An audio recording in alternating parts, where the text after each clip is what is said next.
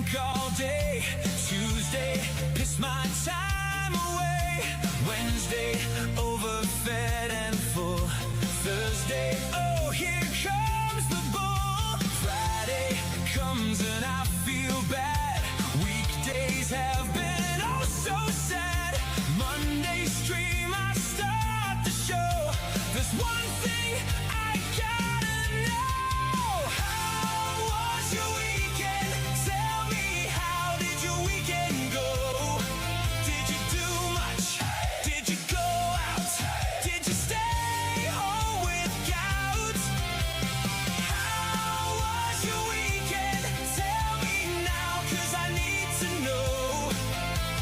I just can't think what else to say. So how was your weekend today?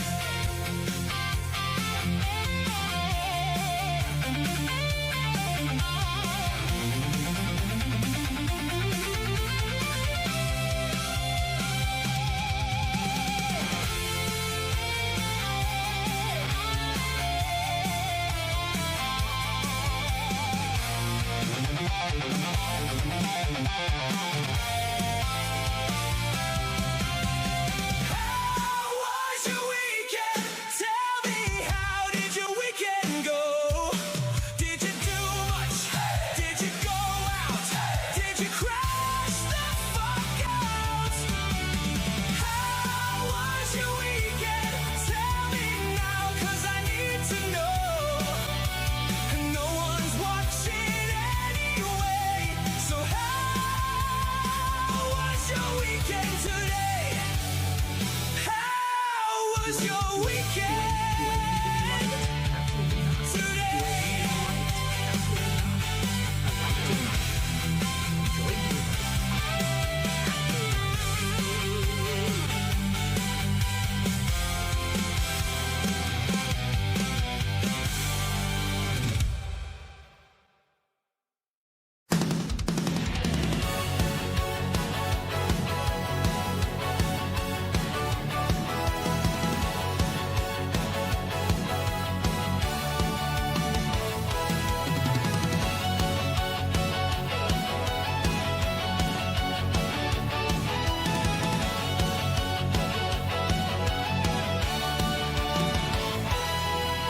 I'm just a guy with a mic and a screen, spitting truth in a world so obscene. No script, no filter, I speak what I see. Every angle, every side, it's all real to me. I dig through the noise, cut through the lies. Facts over feelings, I'm sharp like a knife. Small time streamer, no fame, no crown, but my voice is my own, I won't back down. I guess I'm too raw, too rough, too plain, but I'm spitting my heart, not chasing some game. No corporate leash, no puppet on strings. I'm free in my words, hear the truth that I bring. No big channel shine, no glitter, no fakes. Minimal effort, just me and my takes. I'm speaking the truth, let the whole world know. Small time streamer, but that's how I roll. Do my words hit hard, give the system the chills. Minimal effort, no budget, no frills. I'm carving my path, let the fire erupt. Small town dreamer with a voice that's enough.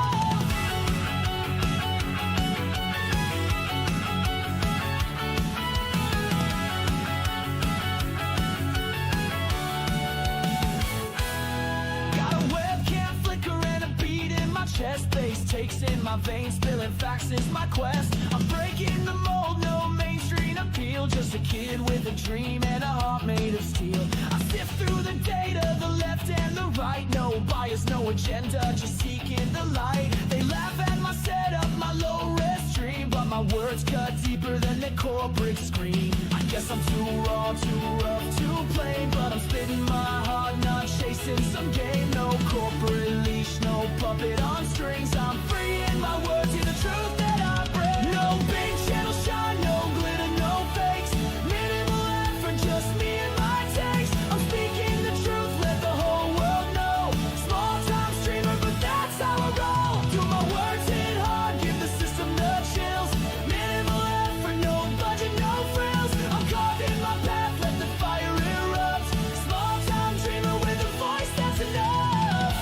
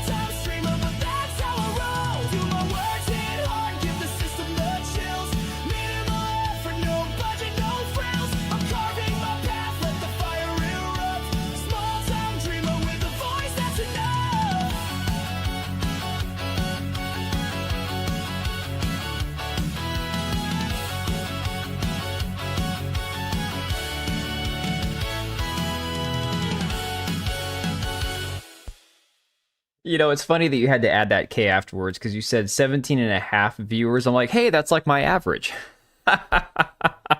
Yeah, guys, life is rough. Life is really, really rough.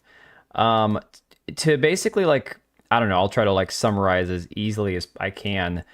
Basically, this week isn't terrible for work. My mom's actually helping out a bit with like the workload situation, but it is my twins' birthday tomorrow. They're hitting the big 1-1.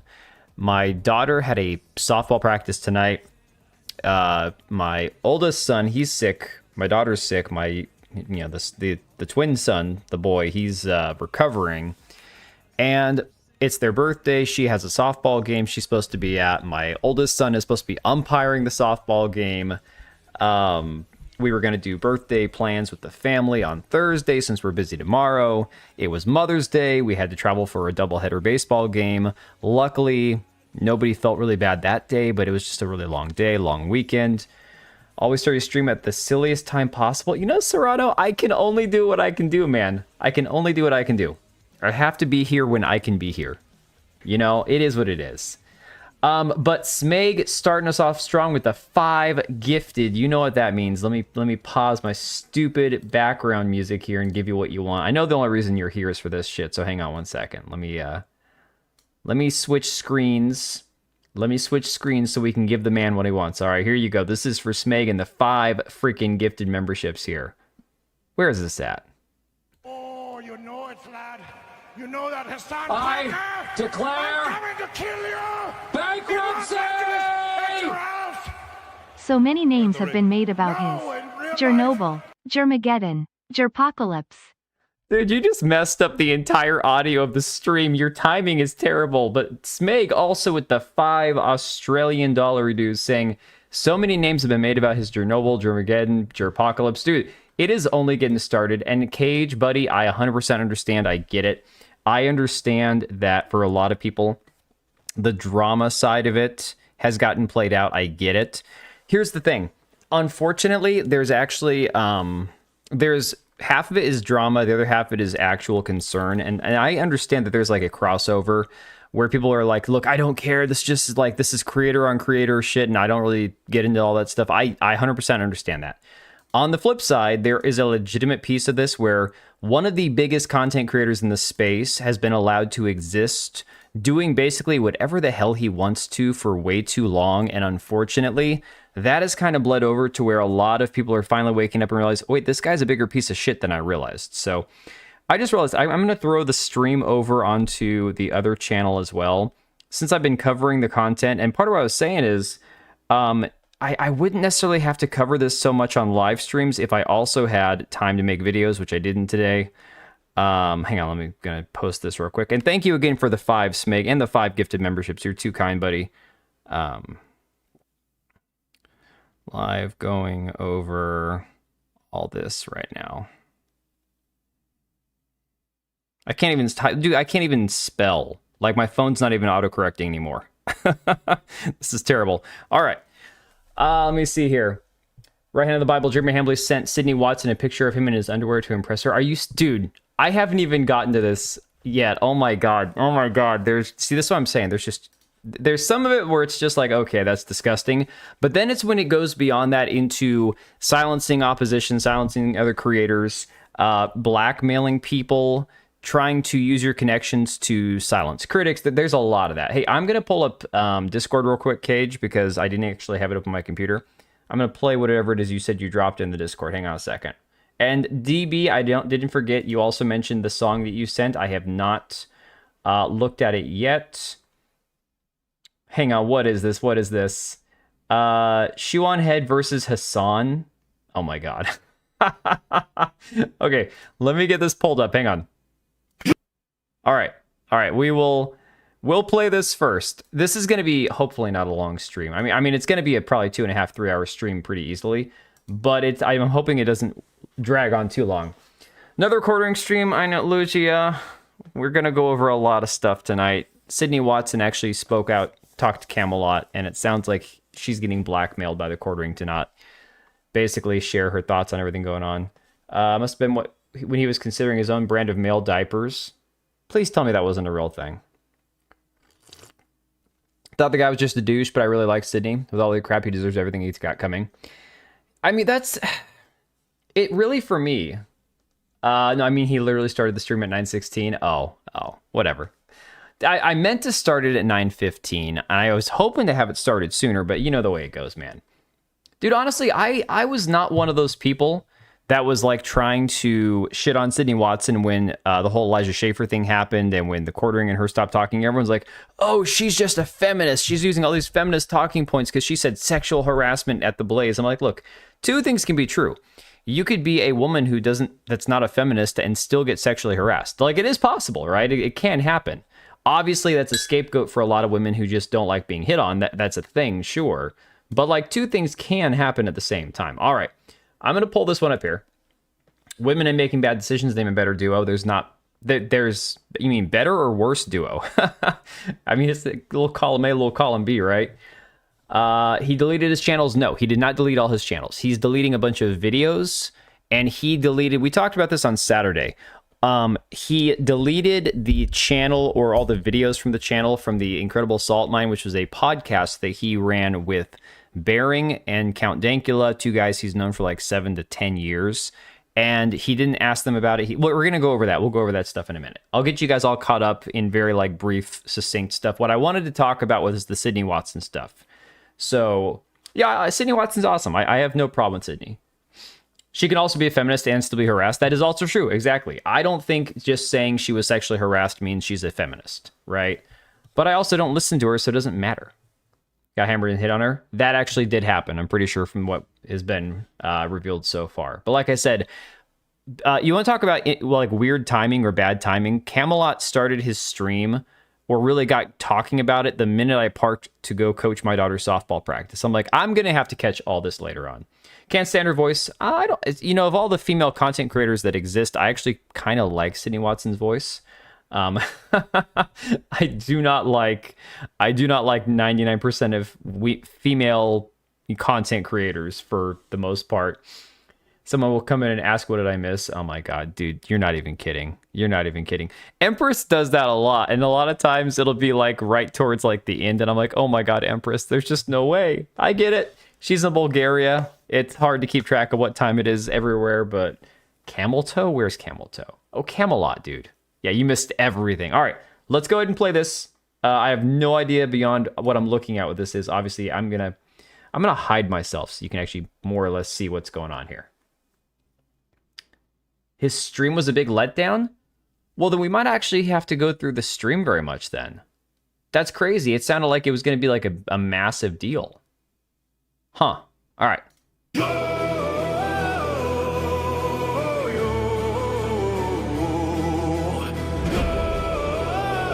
I'm going to put on closed caption. No one is shocked, except for Kaya. He's a fully grown child. Don't rage bait him into having kids. He can't even be trusted to have a dog. What a normal, measured reaction from an intelligent, emotionally stable individual. This is dude threatens to delete himself with a gun while calling Shuimo. She absolutely obliterated him. And he's hurling early 2000s insults. Hassan saying what happened. Oh, this has got to be because the Pragmata stuff. Yeah, that's probably what this is all about. Yeah, it literally shows the comments. I didn't know what kind of video it was, Avern. I hadn't watched it yet. This shame is just about the most hypocritical thing he's ever said. You're telling me the guy that abuses his dog can't handle slight criticism. I'm shocked like Kaya, a guy who electrocuted his dog for moving an inch. Can't understand why people want to have children. How surprising. This is a meme that'll never get old. Shu is based. She cooked so hard she fed the whole internet. Shu and head made Hassan's mind break. Well then Shu doesn't even need to say anything. Hassan humiliates himself on a daily basis. Hassan's comforted by something he does not have in his bubble. An intelligent woman. I really don't think there's many chunks of brain left to blow out. Did you see his Oh my chat God. when he talks about the shotgun? I do not think Hassan can lose any more of his brain. He's balding! He's molding!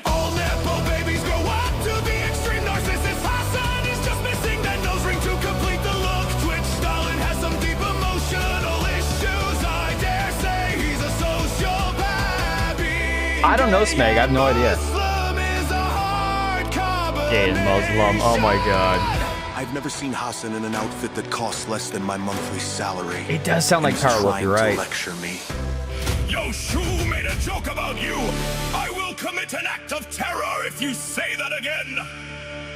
Please do not encourage Hazen Piker to procreate. After seeing how he treats his dog, it's a good thing he doesn't have a child. He's balding. He's molding. As usual with these people, every accusation should be seen as a confession. Oh, dude, I'll have to, like, Of course, clip out Hassan half the wouldn't stream or like something. shock a kid. Receives a small amount of criticism, breaks down completely. His fans are not handling well. When do they handle things well? Hassan and his fans crashing out. I'm not as shocked as his dog. Oh my god. I'm telling you the Kaya jokes are never gonna not be funny. Yo, I saw Decembro put out a video about Mixtape. I would pull it up on stream to cover later. The problem is his videos, this one's only 33 minutes, and I say only because his average video is like 50 minutes long. Like, dude, that's just too much. I don't know. I'll watch them. Like, in the course of my day, I'll actually watch them and enjoy them. The problem is to, like, cover it on a stream. That's way the hell too much. Yo, Oblithian holding things down over there on Twitch. What's good, buddy? Yeah, F. Hassan, exactly. No, dude, honestly, like, I don't even care about the whole revenue sharing thing. So typically what happens is anything that gets copyright claimed, I'll just spend a few minutes, like, telling it to erase that part of the stream or whatever. Feel like he's just trying to play the algorithm. I don't even know if it's that, Serrano, because if you want to really play the algorithm, you got to do the, I don't know, I'd say 15 to 20 minute video. Get enough ad rolls in that it's like, okay, you're going to get 3 or 4 hits maybe. But at the same time, 40 to 50 minutes, a lot of people don't have the stamina for that. So I don't even know if that really, I mean, who knows? I never claim to be a genius when it comes to like the YouTube algorithm and all that stuff either. Yeah, 33 for Dez is a very short vid. Exactly. That is he's having a down day if that's the case. Let me see. Starts with his tongue wrestling. That shit should be age restricted. Oh my god. That stuff is disgusting. And I'm not even like a prude. Like, okay, you tell me there's a game that has like kissing and sex and shit, and it's like, okay, I wouldn't play it, whatever. But that, I don't even care.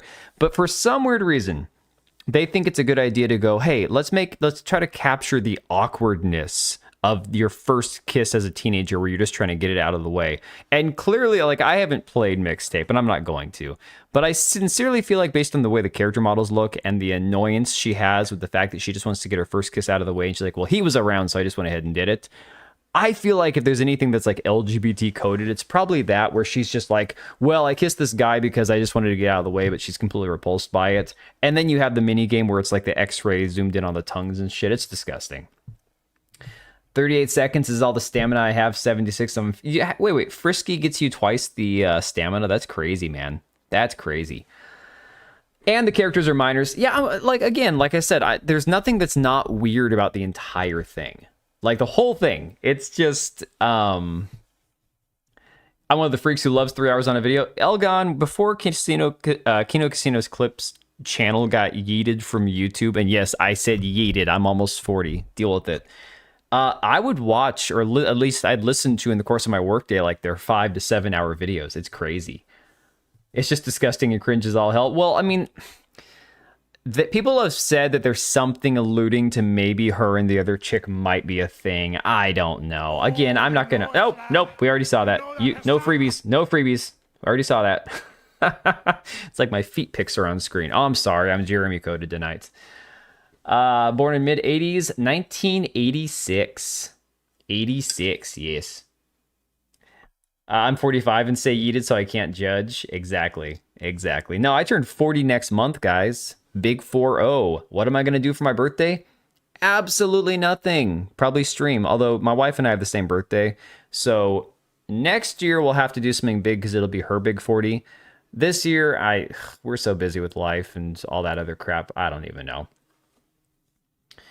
One of the few bad games I couldn't get you to play. Did he actually read your chat? I'm just giving him crap. Kata is one of those dudes where I swear to God, when he's streaming a game, that boy did not read his messages. It's just, oh, you're 88. All right. The correct term is yote. '87. All right, a lot of us are on the same age. Dan walks around saying YOLO. I do not. Oh my god, that was one of those weird, cringe, awkward moments on The Office when Oscar, the gay guy, says YOLO, and everyone looks at him like, dude, what? Old people. I know, Serrano, you're Gen Z. I get it. I get it. Even us millennials are old. All the characters are purposely androgynous. Burner, you're not wrong, dude. That's honestly a thing. And whether or not it's meant to be like gay coded or just weird, the whole thing is just weird. Nothing is not weird about Mixtape. And then I actually watched some of the video clips today without being muted.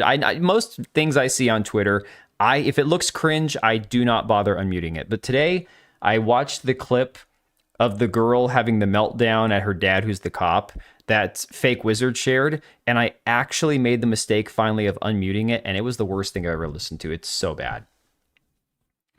YOLO is Carpe Diem for illiterates. Oh my god. Yeah, like 15 years ago. Exactly. I knew the guy that knew the guy that knew Moses. Damn, you're old, man. Are they gay coded or Hassan coded? Oh my god. Okay, all right, let's do a few of these funny videos that I've come across. This one's actually not even like funny, it's just awesome. Like I would straight up do this shit in real life. Apparently you can go somewhere and play Floor is Lava. I did not know this was a thing. But like, this is awesome. No worries, Cage, get your rest, buddy. She got what she wanted through a threat. What a lesson to learn. Yeah. You gotta remember the people that are loving that game are all like a bunch of weirdo freaks. Take it easy, Cage. Oh, I can hear my son coughing in the other room. I told him, I'm like, dude, the thing is, you're not sick anymore. You got a cough, you got some congestion, but like, you gotta be the one that's not sick anymore because we already got 2 more that are sick. If there was a scoreboard, I don't care, scoreboard or not. That would be sick to be able to get to do that. Like, I would straight up do that. All right, worst thing I've seen. Worst thing I've seen all weekend, and this includes anything about the quartering. This might be legitimately the worst thing I've ever seen. Okay, honey works wonders. The kids actually tried peanut butter. Apparently, I've done honey before, although my honey, I have it for my tea because it's like, you know, I use it for tea, but it's all crystallized, so I have to heat it up just to get it to melt.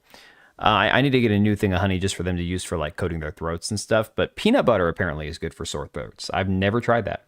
The hantavirus or whatever the hell that shit's called. No.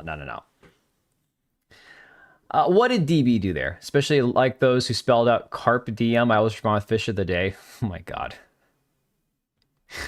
Honey gives me acid reflux. That I could actually understand because that's that whole Crohn's thing, dude. I'm simpatico with you right there. A lot of things give me heartburn and all that shit. I've had so much heartburn over the years. It's crazy. All right. Worst thing I've ever heard. This apparently is somebody doing a food review for like a loaded baked potato place. All right. Just wait till you hear it. I'm gonna be honest. So we got I can already tell it looks first good. time customer. No, I do want you to be honest. Like this shit sucks. Not to mention, I love a good loaded baked potato, but this looks like diarrhea. This looks like diarrhea waiting to happen. She wanted double chicken, extra sour cream. So I give them what they asked for. So the good old like black woman behind the counter, she asked for double chicken, extra sour cream. I give her what she asked for. All right. So I'm eating a hair apparently. I'm eating a cat hair. That's lovely. So the woman, this chick with the finger tattoos and the double nose ring, all right, and the fake eyelashes. Just wait till you hear her review. Okay. Oh, it gets better. Remember, this woman's white. Okay.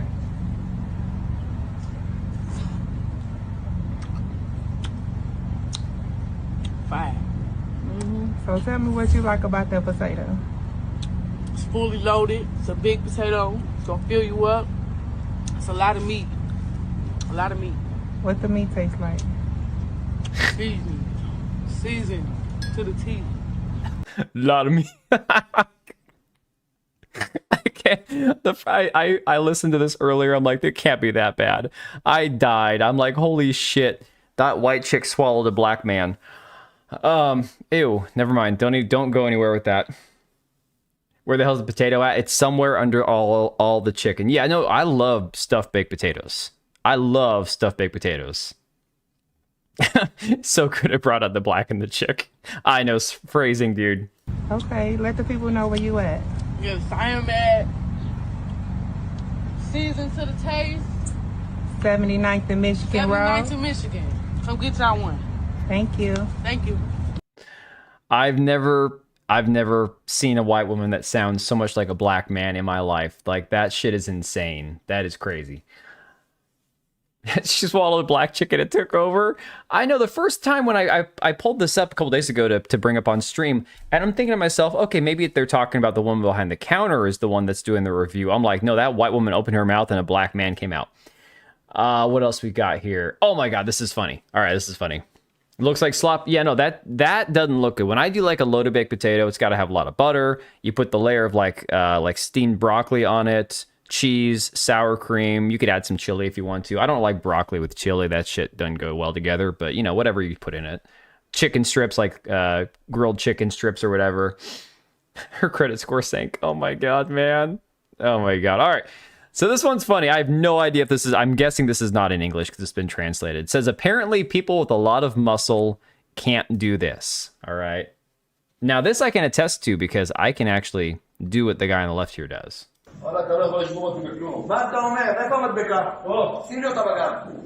It looks like Gru.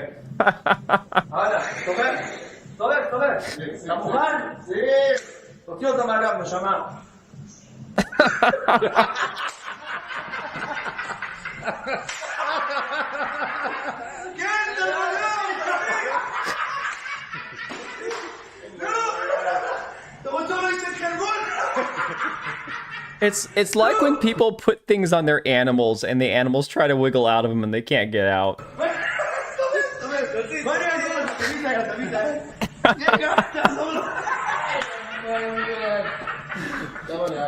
Gotta make fun of the fit guy somehow. Well, that's the thing. It's like, yeah, obviously this guy clearly is in better shape than this dude, but the thing about it is you get to a point with like bodybuilding, like the guys that are doing like the competitions, and a lot of those dudes die of like heart problems by the time they're in their 50s. So yeah, the more fit, it's more for like show muscles, right? There's an actual like level of strength. Have you ever seen those videos where they take professional bodybuilders and they like have them try moving things, doing things that like some farmhand can move, and these guys can't lift it, but the farmhand can? There's a difference in types of strength, you know? Sacrifice this flexibility for the gains. Exactly. When I was in service, our cami tops were so tight around the arms, we needed another dude to help us take off our blouses. Dude, honestly, I had some workout shirts back in the day, back when I was actually had muscle on my body, that were just like that, where I'd have to like have my wife grab the top and peel it off of me. I'm like, yeah, I'm gonna stop wearing the tight stuff, dude. I've seen dudes who can't reach their ass to wipe. Oh my God. Different methods after all, yeah. Yeah, compare those dudes to the strongmen. The strongmen are like, you know, it looks like they've got muscle hiding in all this fat. But yeah, functional strength versus aesthetics, exactly. All right, so what else we got? Oh, Cage already left. Cage left. I warned my battle buddies in Afghanistan not to get too big. They asked why, because I have to carry you if you go down. Facts, dude, 100%. I don't want to think about anybody with any BBLs. BBLs, I'm sorry guys, are the most disgusting, unnecessary, horrific thing to ever exist, to ever come out of plastic surgery. I mean, BBLs might be the worst thing to ever happen to society. So I do have a 3-minute Fleekazoid video that I figured we could watch real quick because I am completely out of the loop on the Steam controller thing. I have no idea about the Steam controller. People asked me about it last year. I'm like, I'm not buying a Steam controller. I have no idea. I got no clue. I don't want a Steam controller. I've got a perfectly good made in China controller. It's you know, rechargeable. It's Bluetooth, USB charged. Said I have seen that DB Wild. Oh, watch men poop. I don't want to watch men poop. Then why did you get one? I didn't buy a Steam controller. What are you talking about? Oh, a BBL. Oh. You did reserve a slot the other day? Well, let me know if you actually get one. BBLs look weird. They do. It looks awful, dude. Out of topic, what's your thoughts on the new Star Fox game? Isn't it just the original game repackaged? Like, in all seriousness, Isn't it just the OG game with the new skin on it? It's just a remake? I don't know. Look, I'm one of those rare people that when I look back at the original, because I have the booklet back in my stuff for the original Star Fox, the characters looked like furries. They looked like anthropomorphized, like human hybrid animal things. They didn't look cool like they did in some of the video games. So am I horrified and terrified by the way that the characters look in the new Star Fox game or the Star Fox remake or whatever? No, I'm not terrified by it because the original characters were pretty freaking uncanny looking. Do I think the game itself is necessary? No. Give me a new F-Zero GX game. I don't care. I've played enough Star Fox. Give me another F-Zero game. He'd seen people that can't wipe? Oh, okay. With more realistic furries? Yeah. It's the Laylat Wars the 5th time. Oh my god. Yeah, no, dude, they got to stop. I don't see furries. I don't know, Burner. For me, it's just I don't really see. Like, I understand what's tripping people up about the new Fox design. It looks kind of weird. Obviously, it's strange. But the original designs were freaky, too. You know? Don't judge what I watch on the 8-bit controller and personally love it. Let me see here. All right, so let's go ahead and pull this up because, like I said, I know nothing about the Steam controller situation other than the fact that they're already out of stock. That's apparently. Right. I don't know. Said it. I don't care what kind of controller you have. It's awful. Our Lord and Savior Gabe Newell saw this and deemed fit to release this beautiful brick, and it's got so many features, like for example what you can do with the Steam Yo, controllers, wait. He got good taste in games. Look at that. Fleekazoid playing Starship Troopers Extermination. Oh, hell yeah. No, that's not Extermination. That's a different game. Oh, this is the other one. This isn't Extermination. This is the one that looks like BattleBit, right? Example, what you can do with the Steam Oh, that's what that pick it is. up and throw it at the guy outside my window. I haven't tried that one yet. Feliz Navidad. Alright, it's a big bitch, I won't lie to you. But hey, just more cushion for the button pushing. Have you ever tried slamming one of those cheap Chinese controllers on a desk? That shit Yep, will Kanye, shatter you're like right. glass. This bitch will leave a dent on that thing. And a controller this girthy is fantastic for us giant hand havers. Here's a side-by-side comparison Oh of my my God. hands next to the controller, just so all you can know what to expect. The real feature here is the touchpads.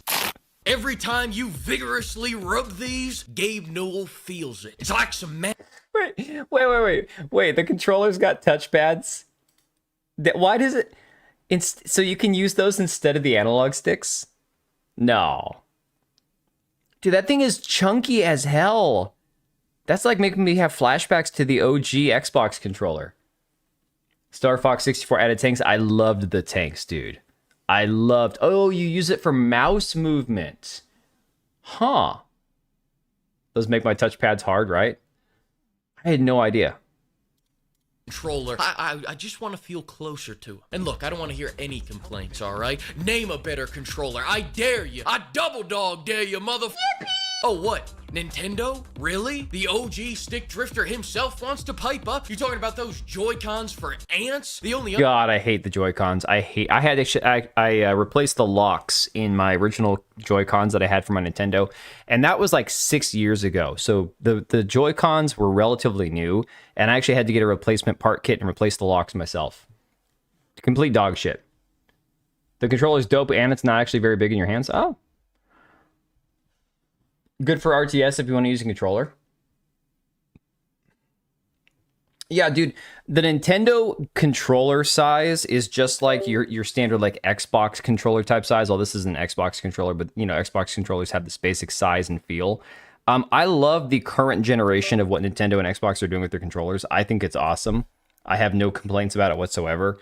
I don't like the feel of PlayStation controllers, and I think like some of these other ones are just too freaking chunky. It's crazy. I don't use a controller for anything but for like Elden Ring type games, Souls likes. That's about the extent of it, you know.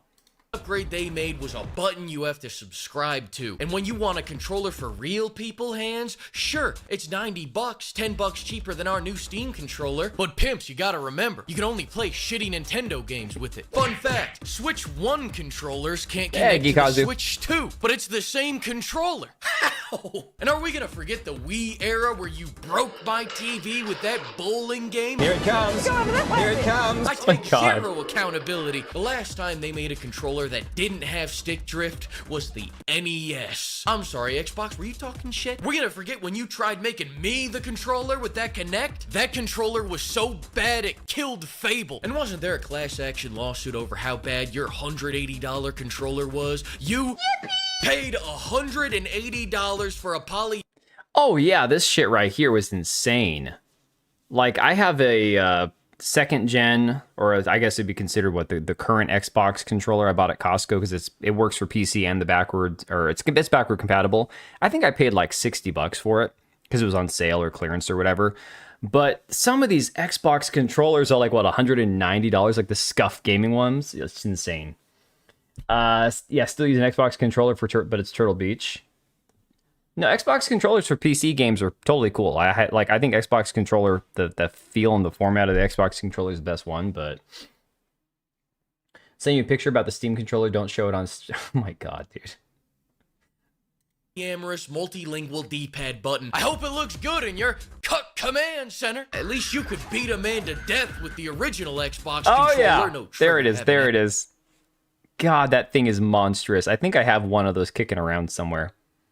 I see PlayStation laughing over there, and they really shouldn't be. 5-minute battery on a $200 controller? Really? Even I can last longer than that. Fellas, by 5 seconds. Fellas. Just kidding, I'm lying. I'm sad and deeply alone. Fellas. Even if we admit PS4 had the best controllers, it's a shame you never got to fucking use them playing their movies they call exclusives. And can I even show these on YouTube? The hell do you even say about the PlayStation Move? I think my mom had a couple of... That's not a real thing, is it? Please tell me this isn't a real thing. Oh my god. Oh no, you don't have to create an account. It's just it's a verification thing. If you hop back on Discord, I can get you the verification. It's just to filter out bots, and it doesn't work well on mobile. If you pop into Discord and just wait in that room, I'll give you the verified role, so you don't have to worry about doing any of the captcha stuff. That's a real thing. Oh my god, dude. That's... Wow, okay. These in her bedside drawer. Big fan of the PlayStation Move. If there's anything that we can all draw from this, it's that controllers have never been good. But you gotta admit, no other controller has managed to sell out in 30 minutes and crash all of Steam. This is some Silk Song tier shit we're seeing, my man. So sit down in the presence of greatness because you are witnessing the birth of the second best controller of all time. Of course, the best controller of all time is still the Nintendo 64 controller. Thanks to the... Oh, hang on. I don't know if I agree with that. I don't know. Hang on.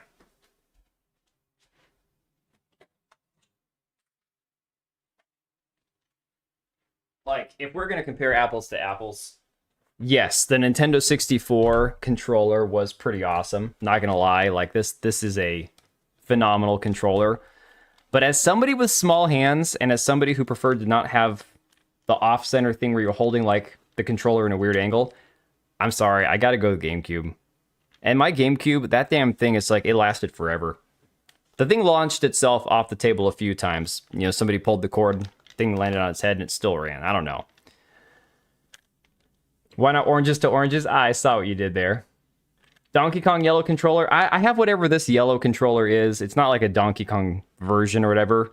But yeah, I was poor. I was poor too.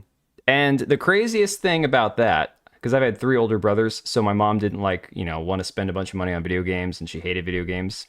Hang on one second. Let me put these back real quick. Hang on.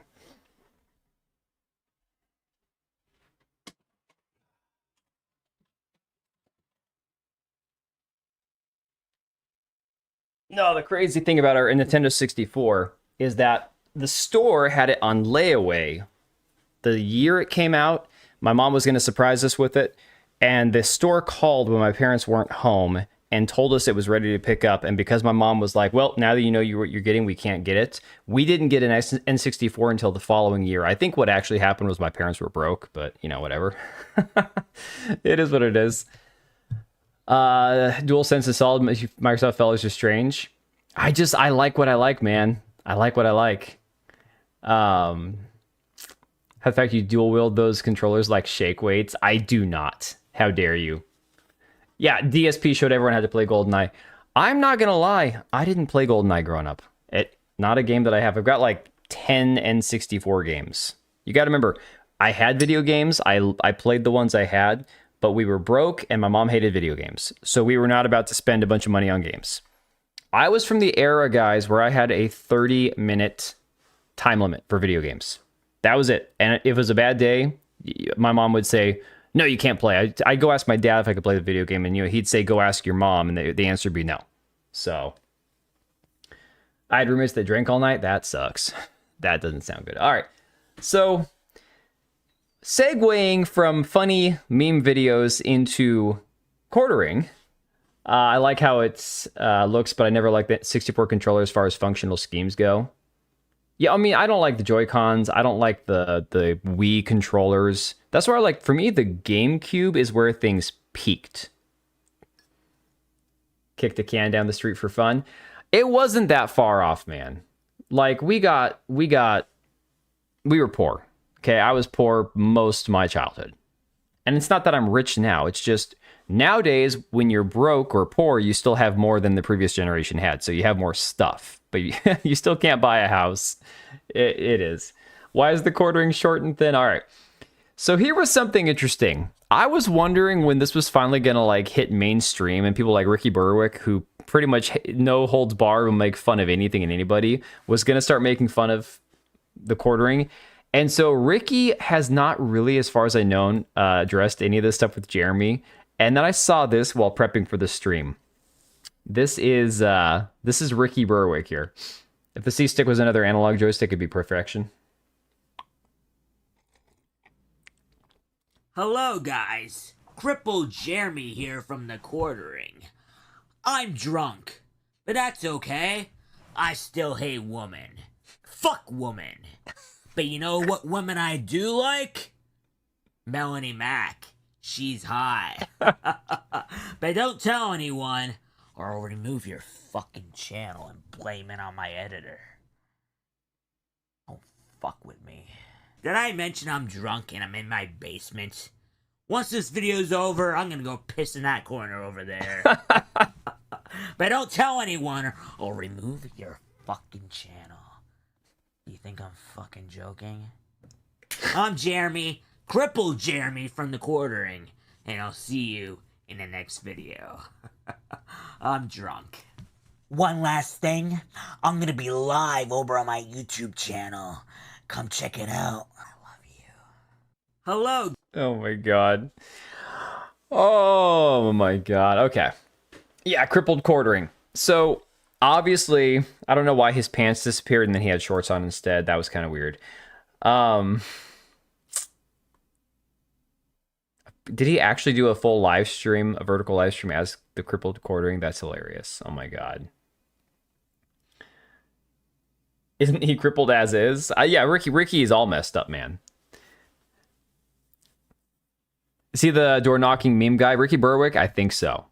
No, he's got a lot of like birth defects and all that. So he basically has to like ride around in a motorized cart, or yeah, he had some crazy shit going on a while back. I guess his mom was holding him hostage, or I don't know. It was this insane shit going on. He makes fun of his own. Dude, Ricky is awesome. Ricky Berwick, at first when you see him with the tongue and all that, you go, what the fuck's this guy's problem? But no, he's actually really funny. All right, so let's do a quick recap. Since we're going to have to get into all the stuff going on with the quartering, with Chrissy Mayer, with Sydney Watson, and I don't know how much we're going to get into tonight because of the fact that this is it's a lot of information, and it's already 10 o'clock at night here. So I put this clip out there from a stream on May 6th, 5 days ago. I had to check the date in case you didn't see what I was doing there. Okay, I think it was, Friday night? He's all kinds of fucked up, except in his brain he's a gem, yeah. So, this, Melanie Mac decided to go on Chrissy Mayer's stream. They've been friends for a while. In the middle of all this stuff going on with her boss, with everything going on where flagging channels, not addressing things, all these accusations. Again, whatever. New hair color, yes, always a new hair color. Honestly, she's actually kind of like, libtard coded, because anytime she has anything going on in life, she dyes her hair. He says all the things we're thinking. Plix, you're not wrong about that. So this was her response when Chrissy Mayer did a tiny bit of what's the due diligence of actually asking semi-tough questions, right? She was a leftist. Dude, she still is a leftist, okay? Because what I do know, what people have said about him regarding me is lies. So why am I going to look into anything else that when they've already got a track record of lying? So what do you like now that some time has passed? What would you say is the biggest like misconception or the biggest lie that's out there that you think a lot of people believe? Well, like I say, I haven't looked into it, most of it, but what I do know is just the stuff involving me saying that like he makes me uncomfortable and like I'm only on his show because like I need the money and all this stuff, which is not the case whatsoever. So that was it basically. Her response was, because some people are saying things that I'm going to claim aren't true about the way that Jeremy makes me feel on set during our live streams or, when we were at AmFest together, everything else they're saying is all lies. That was her response. I don't need to look into anything else. Everything they're saying is a lie. Dude, Melanie Mack is straight up retarded, okay? She is straight up functionally retarded, all right? In other words, he's probably blackmailing her. Well, that's the way it's starting to look. That's the way it's starting to look, and these are just, again, speculations, rumors, allegations, whatever. So, Melanie obviously didn't have to face many tough questions. Chrissy Mayer sat there raking in hundreds, if not thousands of dollars of super chats when she had Melanie on, read all the super chats, made Melanie really sad, uncomfortable, whatever. She looked like she was going to cry the entire time, and that was that. And then, of course, we had all the back and forth between like Nina Infinity and Cody Dennison and Chrissy Mayer. People have all known each other for a long time, right? These people have all been connected to each other for a very long time. And so Cody was, wanting to go on. He was supposed to have Chrissy Mayer come on his stream. He was going to go on her stream on Sunday, yesterday, to go over all this stuff. Because Chrissy Mayer's like, oh, I don't know what's going on, guys. I've been out of the loop. I have a new baby. I don't really know about all the drama, blah, blah, blah. Okay. So she set up this stream for Sunday, her show Simpcast. And you can see from this guy's Sleazy Society, it says, oh, hell no, Chrissy Mayer has scheduled her stream to beg for forgiveness in sub-only mode. I believe it was members only, and then they moved it to sub-only mode. If I'm not mistaken, that was the way it started. Yo, Susano, how's it going, bud? I feel too employed. Yeah. I have the means to fix her. No, you do not, Avernum. You do not. Okay. Her voice relay is more annoying. I've been trying to tell you guys that. Like, literally, I can feel my testicles shriveling anytime I hear Melanie Mack speak. So, going beyond that, Nicholas Diorio here says, Chrissy Mayer spends 2 hours repeatedly lying about how she didn't want to ask Melanie about the Jeremy drama after admitting she scripted her question ahead of time. Okay, so here's another example of her lying on her show when she had her Simpcast show, right? I did not want to ask Melanie about the Jeremy drama because I didn't think she had anything to do with it. It's funny because on my screen here, I have my questions from my interview with Melanie Mack. And one of them was, you addressed the quartering drama back in April. Now that some time has passed, how do you feel about it now? Again, talking about out both sides of her mouth, all right? And she'll do that repeatedly. On the stream, one of her panel hosts asked her if she would have Ashton from Kino Casino on her stream to go over all this stuff, because she was basically, anytime Brittany Venti tried to bring something up, she was deflecting. She'd pull up super chats that were supportive of Chrissy, and anything that was supportive of Brittany, she wouldn't read. She would do this in the middle of Brittany trying to explain things to her. Basically, it was the most retarded. I'm glad I only watched like 5 minutes of it, guys. I don't know who would have actually watched all 2 hours of that stream. It was painful. Less makeup. Yeah, back in April when nothing was revealed about the drama, right? Yeah. Mayer's a demon. Elgon, you're not wrong, dude. I'm sorry you feel that way. Yeah. She was never funny. She was never funny. Dude, that's the craziest thing that I'll never understand. I don't know why people put up with her because she's a comedian. Now, I don't have the clip. I don't have the actual clip. She went on Alex Stein at some point after January 6th, right? Back in 2021. Where apparently she was there and she gave the feds information, like she was an informant for the feds. People are like, this is crazy. I didn't know that. There's so much. No, the answer is no, John. There's no funny female comedians because there's no such thing as a female comedian. There's good comedians and bad comedians, but there's no such thing as a female comedian because, again, women aren't funny. So that being said, they asked her, will you have Ashton come on? And she says, no, I can't, because if he comes on my show, I could get banned, because if you have somebody who's banned on YouTube on your show, your channel is violating TOS. They looked it up and said, no, that's not true. You can have somebody on. We've had people on who've been banned. It's not a violation of terms of service. People have pointed out, going all the way back to 2018, this absolute weirdo, Ethan Ralph, was apparently on her show back in 2018 after being banned multiple times. And she knew this, right? I love that we're all in agreement that women aren't funny. Based. So again, Cope and the Seed says, you know that you can have banned creators on. You can't even lie right about the little things. Can't believe you looked at the live button and actually pressed it, right? Well, the reason she did that is because she made a lot of money. A lot of money on this last live stream, this last Simcast. And you'll see that in a second, guys, right? Just that people weren't laughing at her jokes, but at her. Yeah, result is the same. She made people laugh. You know, here's the thing.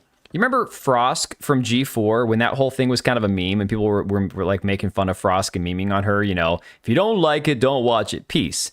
Chrissy Mayer did that whole bit as Frosk and everyone's like, oh, haha, she's so funny. Do you know how many times I actually watched that bit? 0. Because I saw the thumbnail of it, the screenshot. I'm like, that's not funny. Sorry, I just don't. They're outliers. There's always going to be outliers, but we're speaking in generalities here, you know? Christopher Hitchens the line, at least the first one I remember saying that. She also laughed at a joke about Ralph's mother, which she knew had passed away, then did the whole feign ignorance crap. Oh, dude, I've seen some old clips of Chrissy Mayer. Not to mention, apparently Chrissy Mayer has a history of flagging other channels as well. Apparently that's a thing she's done too. Anybody who's been critical of her or whatever, she's flagged channels down as well. So this is not a new thing, right? Yeah, Frosk. It was cringe and it lives rent free in my head. Oh my god.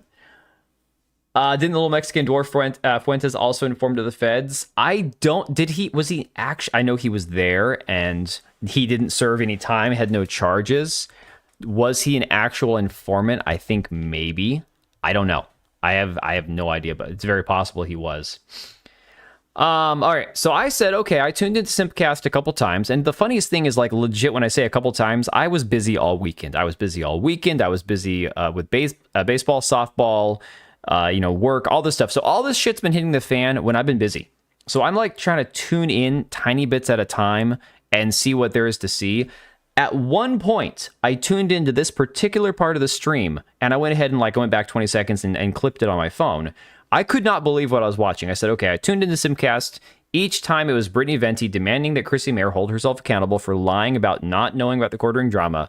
And Chrissy responded with, I'm sorry you feel that way. Just listen to this shit, guys. Like this is peak gaslighting. When women say gaslighting or narcissists or whatever, sometimes it's just like, I don't like what you're saying and you're an ass, so you're a narcissist. No, like this is peak gaslighting here, right? But I just don't think that things are actually being acknowledged, and it's a bunch of I feel and like I'm being bullied and stuff like that. And that's what I'm saying. And I don't think it's good faith for you to say that, oh, well, I'm not acting friendly. I've been more than friendly and charitable. And I'm addressing the fact that I was misled and lied to, and then continue to lie until I back you in the corner and say, Chrissy, I saw you read it, for you to finally admit it. That's accountability. I'm sorry for that. I'm sorry that it was too late in my stream to have you on. I'm sorry, like that. You see, non-apology. Again, the context there. Everyone in the chat was saying, "Hey, bring Brittany Venti on. Bring Brittany Venti on." Chrissy Mayer said she couldn't get a hold of her. Brittany Venti had already texted her and had proof that Chrissy saw the text. Now, Chrissy could have been like, "Look, I didn't want to bring you on, Melanie. That'd be awkward." Fair enough, but she lied about it, right? Don't know who any of these people are. Apparently, Chrissy Mayer got her start working as an intern for Conan O'Brien. She then ventured off into more of like the social media, comedian, live stand-up, space. But she's interviewed a ton of people. She's been associated with like a bunch of different like commentators and podcasters and stuff. She's been around. It's crazy. New Blackstreet, what's up, my boys? How you guys doing? Yo, Kata, I saw you were playing Mixtape today, and it didn't look like you were having very much fun. Not gonna lie.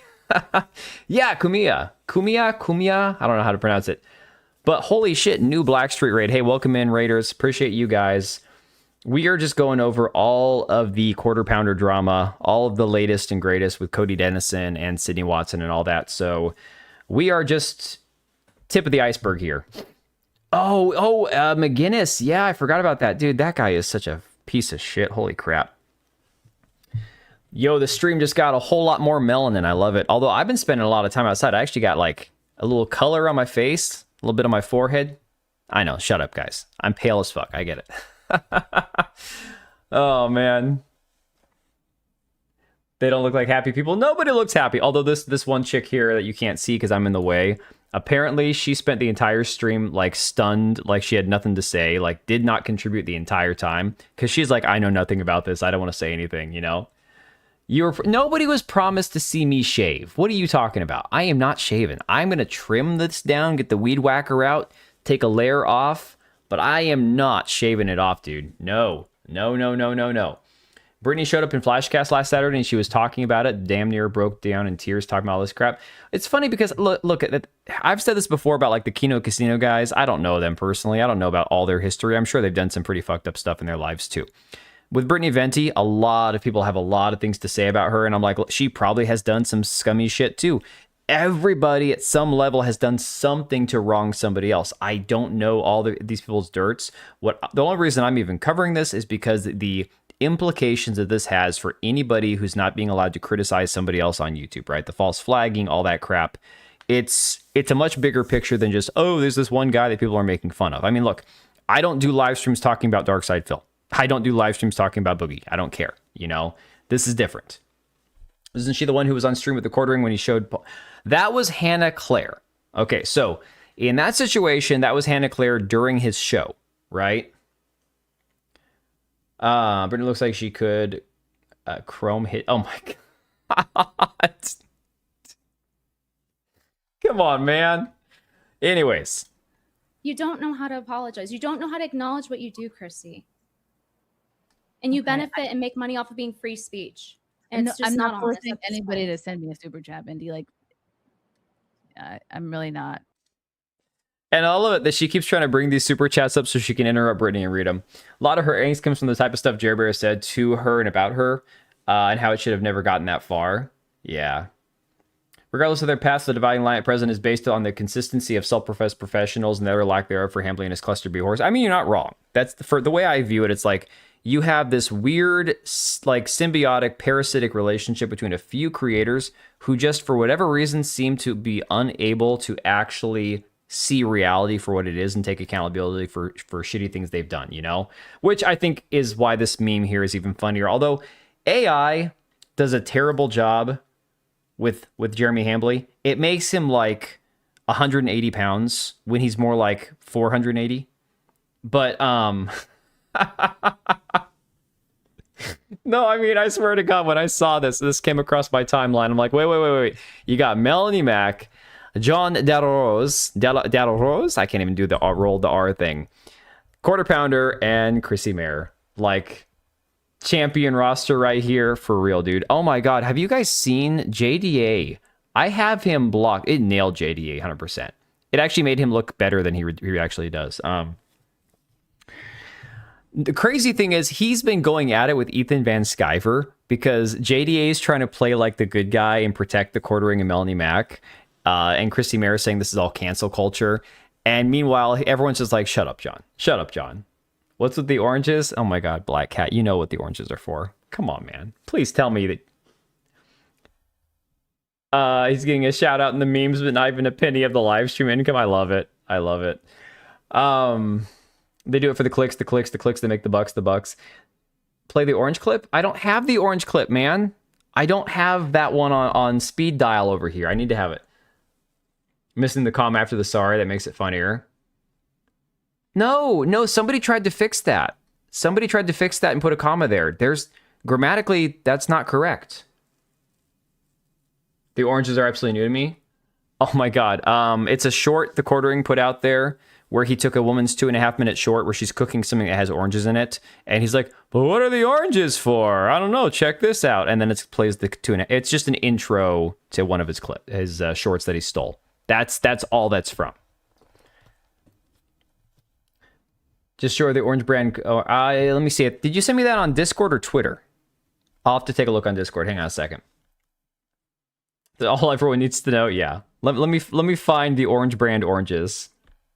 Yeah, no worries, John. It's one of those things where it's like it's just a recurring meme because he won't address it. The problem is he won't address it. It's like, okay, they want to talk about how you shouldn't steal people's content. You know, you should at least try to use it properly for fair use and whatnot.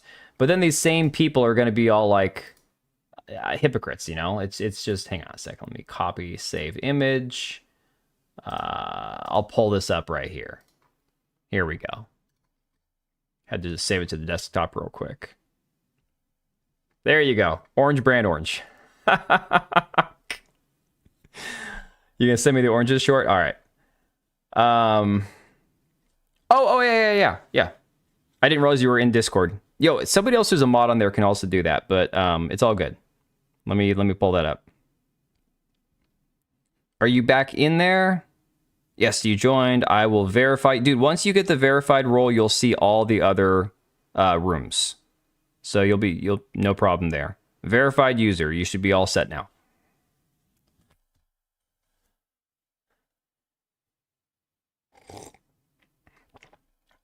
Always DC, never message you on Twitter. Oh, okay.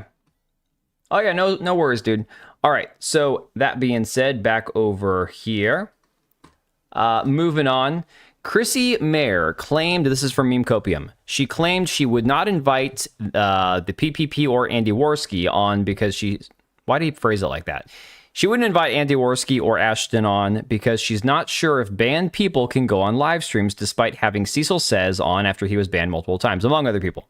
So why is she worried now? Well, one of these streams is not like the other. Again, you got to look at the dollar amounts, right? You got to look at the dollars. This one here, I don't know if this is the one that had a guest on or not. This is the one that had the porn star, I guess. The one that everyone's like, why the hell are you this, trad Catholic woman interviewing and promoting a porn star? And then Simpcast, $2,400 in super chats. Most of them never got read. Like, ever. I actually don't even watch Meme Copium, so I don't know, much about him or his channel. I saw him live streaming. I think I stopped in for a minute. But I don't even follow. Dude, I've got so many YouTube channels I follow. It's hard to keep up. It's crazy. Here you go. I declare. Is this an apology? Oh my god. This is epic right here. I just converted to insert religion. This means I can use it as a cudgel to berate others and demean them, right? Respect my zealotry. I mean, it might as well be Islam or Buddhism or I don't know. It could be anything at this point. Thanks for the 5 Smeg. Yeah, I mean, that's truly what it is. They're using it as a shield, right? They're just trying to shield all their own hypocrisy with their new facade. More the so-called LawTube adjacent channels to me. I had no idea. That's why I shared Discord to check out. Just tune, no video. Oh, okay. Let me see.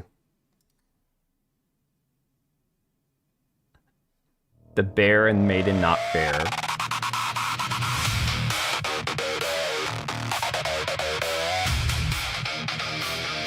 Yo, I kind of dig this sound.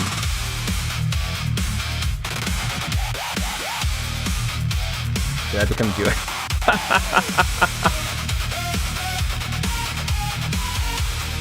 I've never played a SoundCloud video on Twitter. That actually works better than YouTube. That's crazy. It has to be Christianity to get to the left to hate you so you can grift on the right and then piss off the right so they can... Yeah, exactly. Exactly, that's it.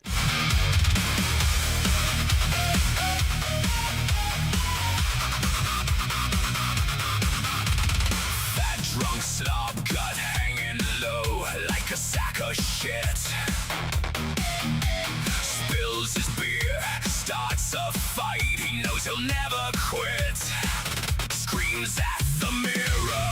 Dude, this goes hard. I'm gonna have to incorporate this later on. Well, I'm gonna listen to the rest of that later, dude, but I'm going to use that in some capacity. That goes really hard. Holy shit. That's awesome. Yo, guys, follow, you guys need to follow DB Wild on YouTube or something. Yo, DB, drop the link to your YouTube channel, man, or your SoundCloud or whatever, because that's awesome. That goes hard. Marathon to be 1% better if their soundtrack was like that. You are so true. So right about that, dude. It's good for electronica, but everything else sounds like it was recorded through a tin can. No, that sounds really good. Actually, I like that. Let me see here. Let me go back a sec. Here we go. It's good for glitch music. I don't know, man. Post a, well, then drop your Rumble then. Since you're a mod, you can do that. Okay, so fast forwarding, you've got Friday Night Tights before the Sunday stream had said, hey, we didn't want to have Chrissy Mare on tonight because there's too much drama. She needs to clear the air, fix this shit. We don't want to have this shit on our stream, right? I think that's a fair, measured response to have. Quartering freaked out about it and said, so a show full of anti-woke culture warriors banned one of their co-hosts for daring to interview someone they didn't like. They're literally using language like she has to educate herself. Now, mind you, this is the same Friday Night Tights that Jeremy tried to start beef with, months ago? By saying, oh, anti-woke content is dead. All these guys' views are down. Their channels are dying, blah, blah, blah, right?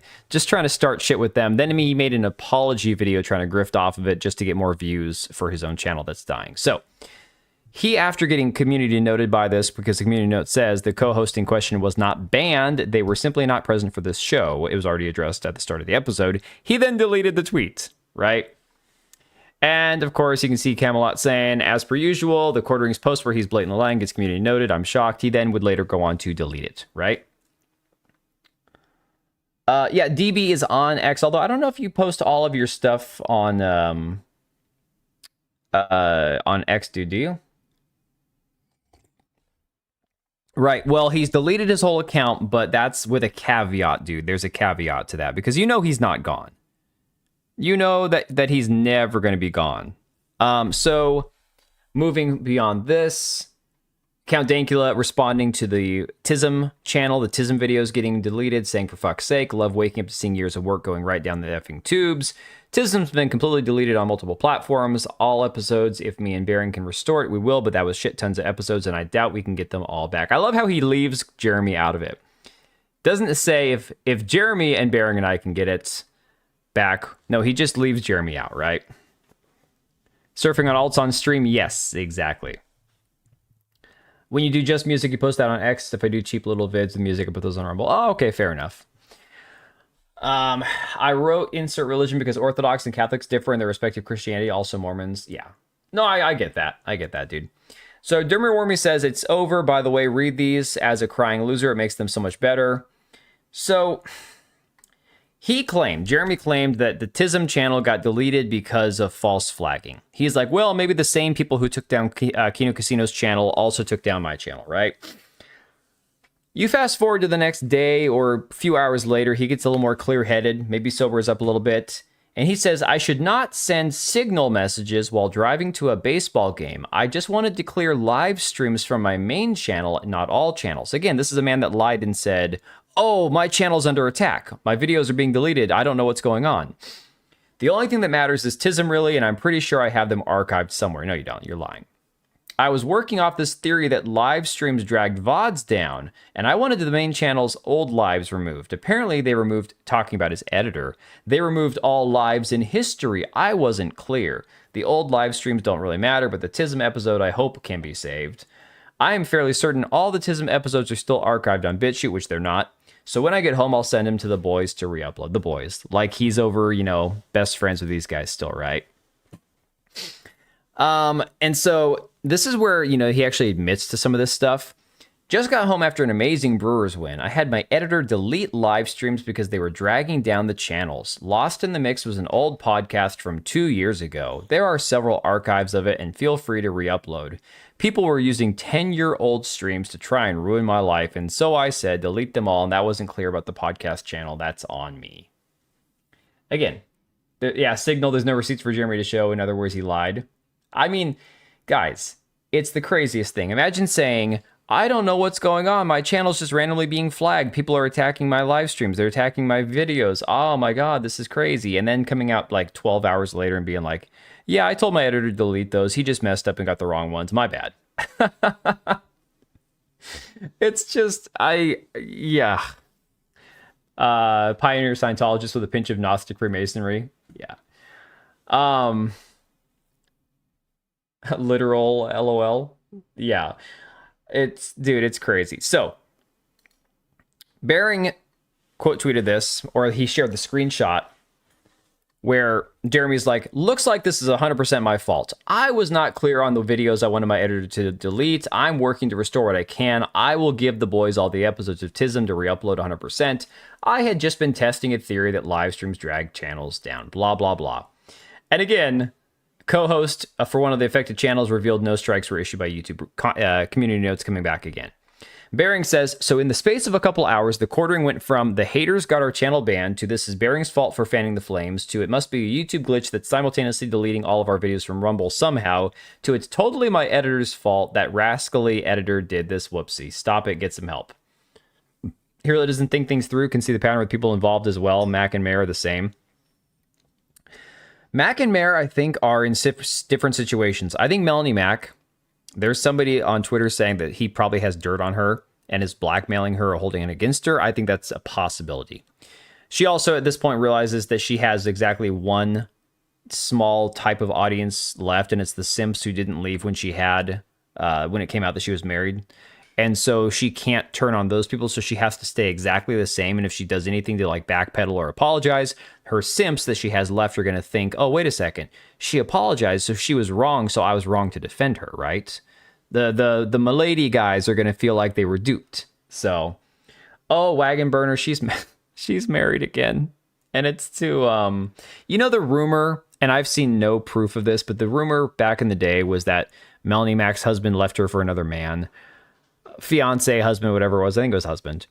There's no real proof to that. But then when you see her new husband and the posts that he's had in the past, he's a cosplayer named Johnny Junkers. And like he's made all sorts of comments about being gay. It starts to sound like it's just more of the same, right? Oh, they don't think these things through, just like Jeremy. Sure. For sure in that case, yes. How does he make such profound theories about live streams when he literally can't think more than 15 seconds ahead? It's a great question. Do you think she...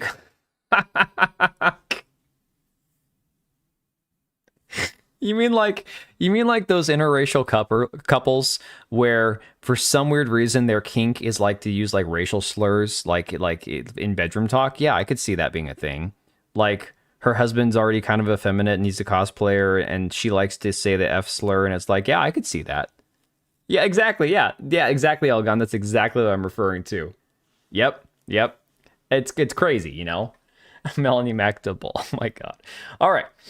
So moving on from this, the quartering then made a post on YouTube because he deleted his Twitter account. Said I needed to take a break.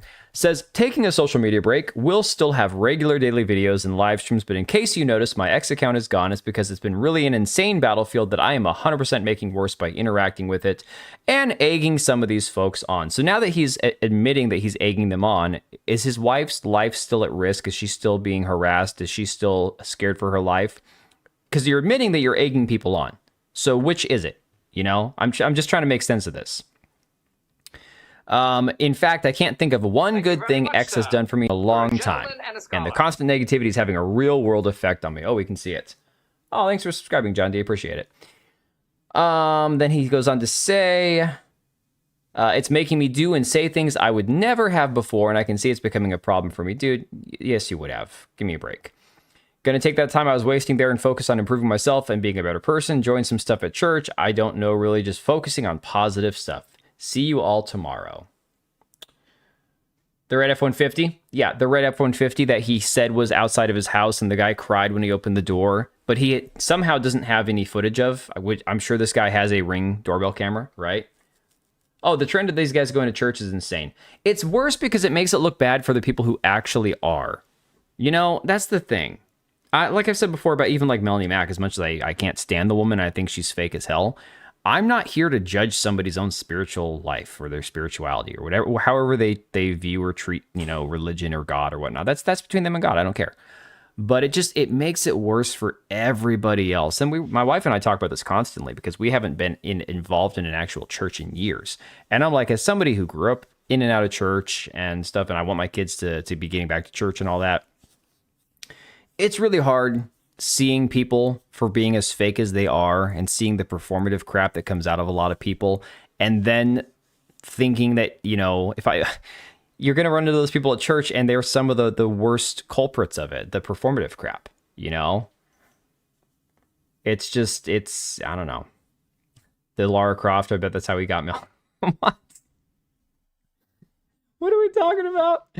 I said I was wondering how you could get them to sell his coffee. Oh my god, dude. Are you freaking kidding me?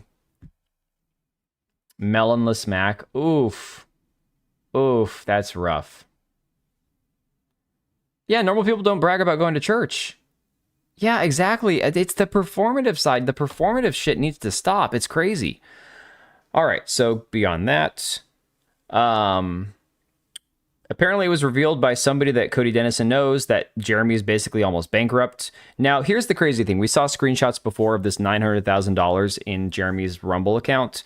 Basically, the long and the short of it, and I know Kino Casino has been covering this, is that somehow his deal with Rumble, basically, he put all of his YouTube and Rumble earnings combined into his Rumble account, and they're drip feeding it to him back as an incentive for him to live streaming and continue making videos and stuff. I have no idea how or why in it, like any lucid person's mind, they would allow Rumble to be controlling their YouTube earnings. But apparently he's making like no money. It's crazy. Mentioned that what Christy brought up in her defense. I didn't even see that part, man. Hey, Mari. I didn't even see that part about her like, oh, my dad was murdered. It's like, that's crazy. I'm not kidding. He said in his own stream. That's psycho behavior. But yeah, the money side of it, I don't understand how you reach that sort of business arrangement where you give your money to Rumble and they say, well, we're going to control this till your contract's up and we'll let you know how much of it you earn, basically. Just an insane way of doing business.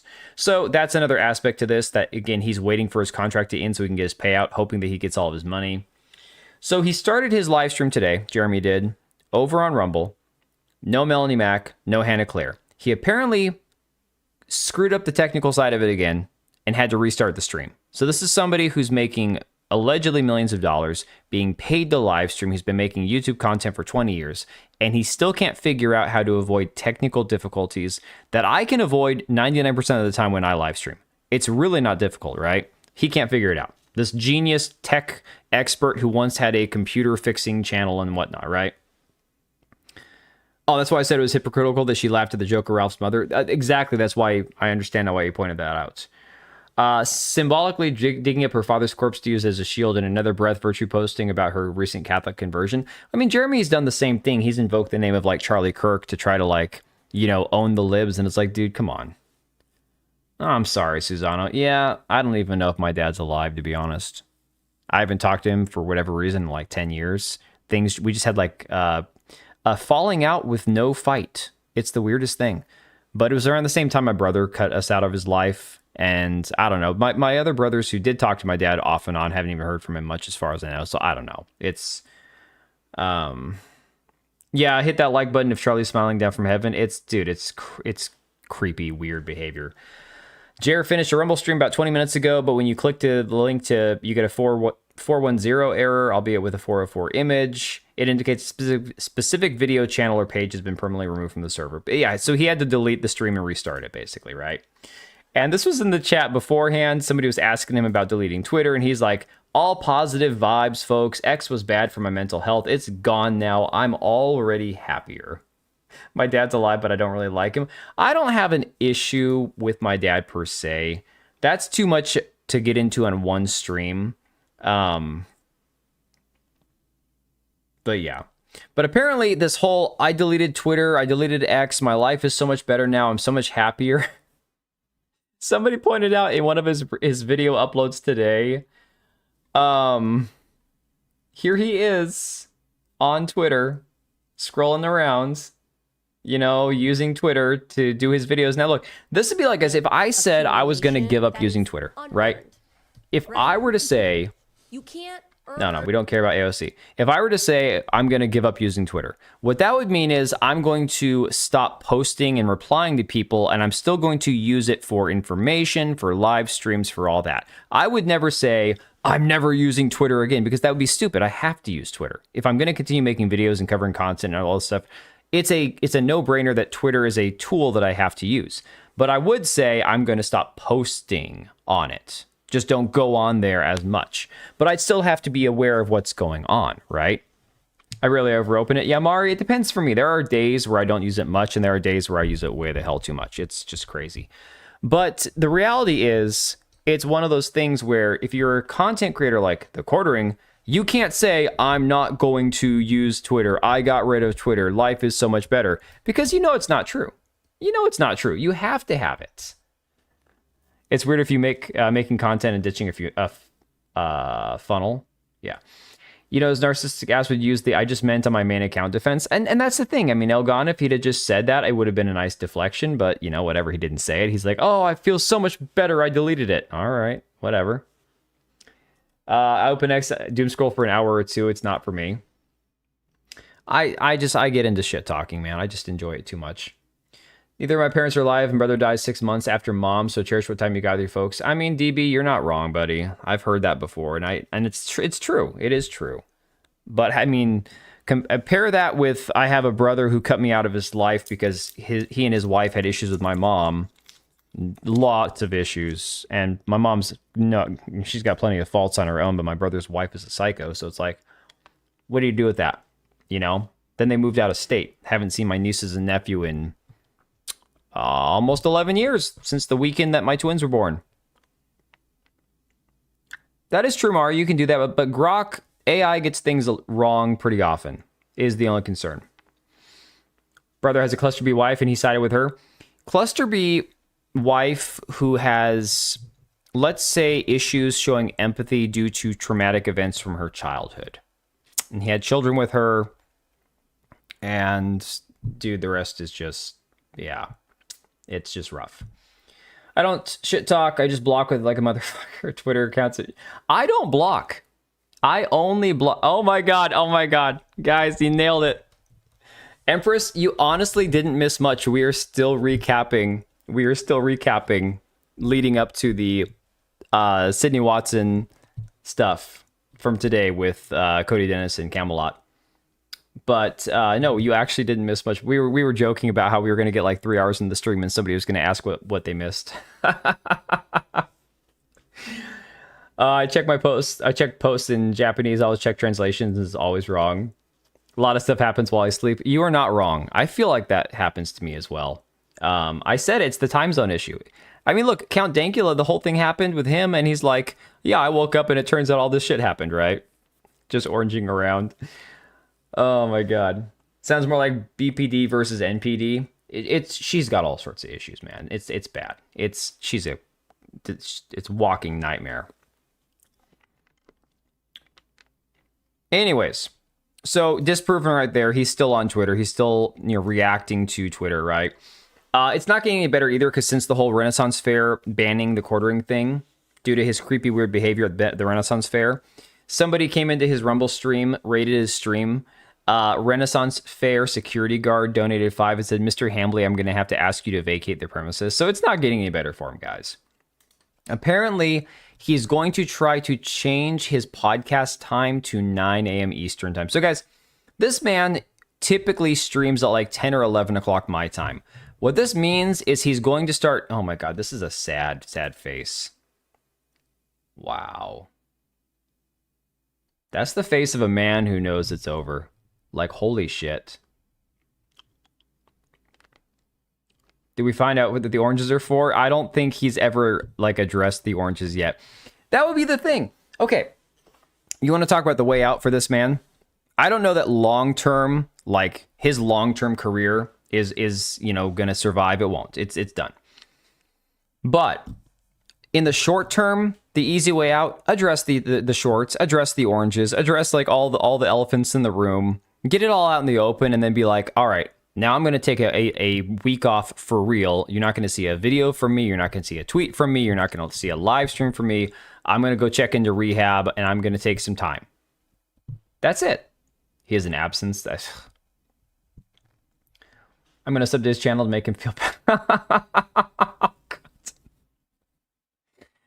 Oh my God. Just do a Dr. Disrespect. What message am I? Now, look, I'll be the first person to say I don't necessarily think that Dr. Disrespect said anything that's as bad as some people thought it was, because if it was, and it was a minor that he was saying something like really bad to, there could have been criminal charges pressed, and then there was no charges pressed, right? So clearly nothing criminal happened. However, is it weird to admit that you're messaging inappropriately with a minor? Yeah, it's really fucking creepy. Like, why are you doing that? Like, in my head, I could see a world where it's like, well, okay, unfortunately, Twitch allows streamers who are like 16 years old. Let's say you were joking around with somebody in a group DM, or like somebody that you were going to collaborate with, and you made an inappropriate joke. Those are the situations that can come up. Okay, it can happen, but like, it's still, man, that I don't know. He's always been this way. Yeah, live stream random people from a public toilet. Just Yeah, know it's going to be a lie. He's done all this before. I mean, Smeg, here's the thing. How many times has this man been like, my channel's under attack, my life is under attack? He needs to get humble and admit everything and then start his redemption arc. That's the only way he has any chance. There's no redemption arc, but he can at least maybe salvage a little bit. And thanks for this 5, Smeg. But honestly, I think you're right. I mean, I don't see a way out. I don't see a redemption arc. I think that this is basically, he's just kind of like, everything is hit ahead and people have just had enough, and nobody wants to put up with him anymore. That's it. I think you should have a stream that's no minors allowed. In general, I don't have to worry about it because I don't really have any viewers under like the age of 19 or 20, I'm pretty sure. But yeah, I mean, in general, I don't want minor, and I'm very tame. Like, I don't worry about that at all. But at the same time, I don't really want minors hanging out in my chat either. Wasn't he the one who wired a Troon Ho? That was alleged. I don't know that there was ever proof of that. It is funny. Like, John, it is funny if it did happen, but I don't know that it actually happens. No children will be able to keep watching your stream without getting distracted by them. Oh, keep in mind, narcissistic people with narcissistic personality disorder aren't the same. Yeah. No, I mean, most people are narcissistic to a certain degree because people are naturally wired to look out for themselves first and foremost. That's just natural human instinct. It's just, when people take it to the degree where they have no empathy, where they think truly that everything revolves around them, they can't ever be wrong. I mean, there are people that have true narcissistic personality disorders that are not just the same as being like selfish or entitled or whatever.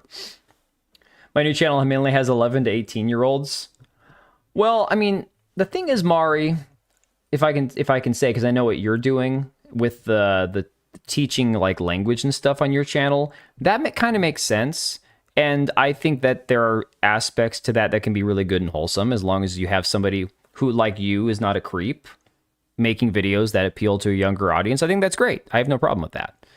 It's when you have people who are obviously like weird, creepy people and they have children around them. That's a no-go for me. If they did that, imagine the reaction. Yeah. It's now reached everybody as he was so fucking boring to watch before now, that no one knew about the truth about him. Now everyone's covering him and the truth is being shown. It is crazy how quickly this whole thing blew up.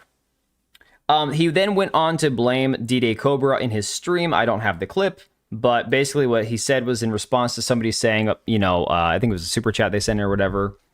He's like, oh, well, yeah, that's where all this stuff really started, right? This guy here says, D-Day Cobra got butthurt about the analytics video, and that's where this all started, really. And the Quartering agreed with them. You can find the clip on Twitter. He agreed with it. He's like, oh, yeah, that's really what started all this. It's like, what are you talking about? Trying to think if someone with NPD would even likely care or not. Yes, they would. And I think the reason for that is because of the fact that they can't look foolish. They can't look dumb. They can't be wrong about anything. So if they're in a situation where they can be made to be a joke or they, look like a failure or whatever, it's why the Quartering is always flexing his analytics, his money, his Rolex, he has to be better than everybody else because he can't look poor. He can't look like a failure. He can't look broke. That's the NPD kicking in. But they were full on. Yeah, there's a lot of there's like levels to this stuff, right? But it's not real until lewds start dropping. I don't want to see lewds of Jeremy. Please no. I don't want to see that. If that ever comes across my timeline, we're done. We're done. I don't ever want to see that, okay? Then, of course, today, after saying that Hannah Claire last week was going to be taking a couple weeks for leadership camp, Monitor's backlight went out. Oh my God. We need those. Just blur them. I don't want to see them, man. I don't. I'm not going to suffer for you guys. So he said that Hannah Claire was at leadership camp after they came back from their week off. And I don't understand how a human being who's over the age of 12 or 15, who is a mother and who has a podcast, and I don't understand how you go to leadership camp. How is that a thing that adults actually do? But yeah, she was supposed to be gone for that, and then she came back 2 days later because he was falling apart. And now he admits that she's taking time off to be with her baby, and she will not be back until November. He said midterms, whenever that is. Oh yeah, Amber Heard is insane, dude. That chick is verifiably nuts. Absolutely insane. So again, more lies, more smoke and mirrors and shit. Hannah Claire actually is now hiding replies from people that are critical of Jeremy. And the funny thing is, in all this situation, I don't know why Hannah Claire would sweep for this guy, because he's been really mean to her on the streams. Like, he straight up at one point called her a bitch just to try to get a reaction out of her, and she just moved on. The dude's an asshole. He's terrible. But furthermore, she's over here hiding replies when people are commenting about Jeremy on Twitter. Melanie Mac also deleting videos now. This is the funny thing. So there was this video you can see right here from Katzbergers. It says Melanie Mac once again commits friendly fire against the quartering by calling out content thieves and quick cash grab content. Then deleted the video because she realized that she was calling out her boss. What was the belly in that pic? It's an AI pic. I don't know. That's terrifying, man. Her father was subject to this exact same shit. She knows better. Wasn't her father like CIA or something? Like, there's some crazy history there with her. I have no idea. I had never heard of her before the fact that she was like I know that Jeremy either poached her from Tim Pool's show, or after Tim Pool fired her, he hired her. I don't know what the whole story with that was, but it's just crazy how all of this is like Jeremy has always been jealous of Tim Pool. He's been chasing Tim Pool's shadow for years. The new Soy Jack just dropped. Oh my God. Okay. So then you got, I don't know which channel this is. This is the Quarterings channel. You can see Nicholas Diori saying the deleting continues. 2 more videos gone. Deleting 2 more videos. At this point now, it's crazy. Like, the amount of live streams and videos that Quartering's deleting is insane. Sloppy seconds. I don't want to think about anybody else's sloppy seconds. Like, I'm good. I don't want to think about it. So, today, Cody Dennison got on here on Twitter, on YouTube, and said basically, this is going to be the Quartering's Matt Jarbo moment. This is going to be his moment where essentially all hell breaks loose, the shit hits the fan, and everything is over for him, right?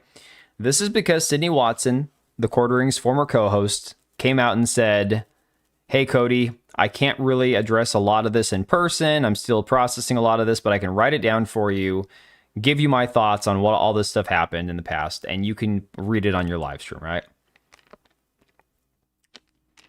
You're gonna see my schizo posting in this chat? Oh my God. I'm not surprised. I'm sure I will. Given all the talk of Jared Ludes, I would not check that on stream. No, that was Susano. I think that was Susano sending me the oranges short. But at this point, we've moved on from the oranges. Forget about the oranges. Forget about it. Forget about it. Or it's somebody telling me to kill myself because they don't like the fact that I was making fun of Mixtape. I don't even think we're going to get to Mixtape or Directive, whatever, 8010. Oh, no, that was Wagon Burner. Oh, my God. I'm just going to show you guys on my phone because I don't want to have to pull up Twitter again and open the DMs. It says Fresh Melons for Sale by Melanie Mac. And it says Melonless Mac. Oh, my God. How can one forget about the oranges when we have no idea what they're for? I might send some game dev stuff if there's a reason to. Oh, talking about on Twitter? Yeah. All right. So here's the problem. This stream was 2.5 hours long. She joined at the 1 hour mark. I missed your John De La Rose comment. Everyone should know what a journalist he is. Oh my god, dude. I told you, he is solo manning Fandom Pulse now. Apparently, John Trent has left. And it's not like he's just taking a break, because I looked at the Substack for Phantom Pulse, and John Trent's no longer listed as a contributor there. So I don't know what happened between the two of those dudes, but yes, apparently JDA is doing, he's solo at this point. What was your John De La Rose comment? I don't see it in chat.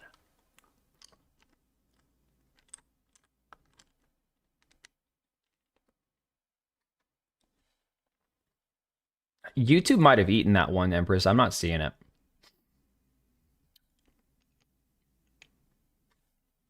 Oh, when did Joe Darkness get here?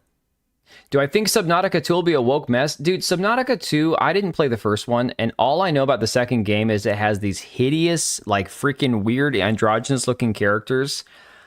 I don't know. I know that there's a lot of stuff behind the scenes with Subnautica's studio, with, like, the devs and all that shit. I think, what are they connected to one of the consulting companies? I don't even know. Obama clones. Yeah. Kind of like the Aphelion character. Like, it's bad. It's really bad. I was a dev. I work on ML AI these days. Yeah, I mean, dude, for me, I that's all out of my wheelhouse. I make no and ifs or buts about the fact that I am not a computer coder programmer type. Did Krafton pay out the previous devs? Yes, I think they were forced to. I think they were forced to, based on what I remember reading. All right, so I'm gonna start this clip right here, or at least the stream. And I'm not sure how long I'm going to let it go. I might jump ahead in this because we actually have the screenshots from what Sydney Watson sent to Cody. And I know you guys were saying apparently she told him that she couldn't talk about it, or she came on to like clean up the mess that she did.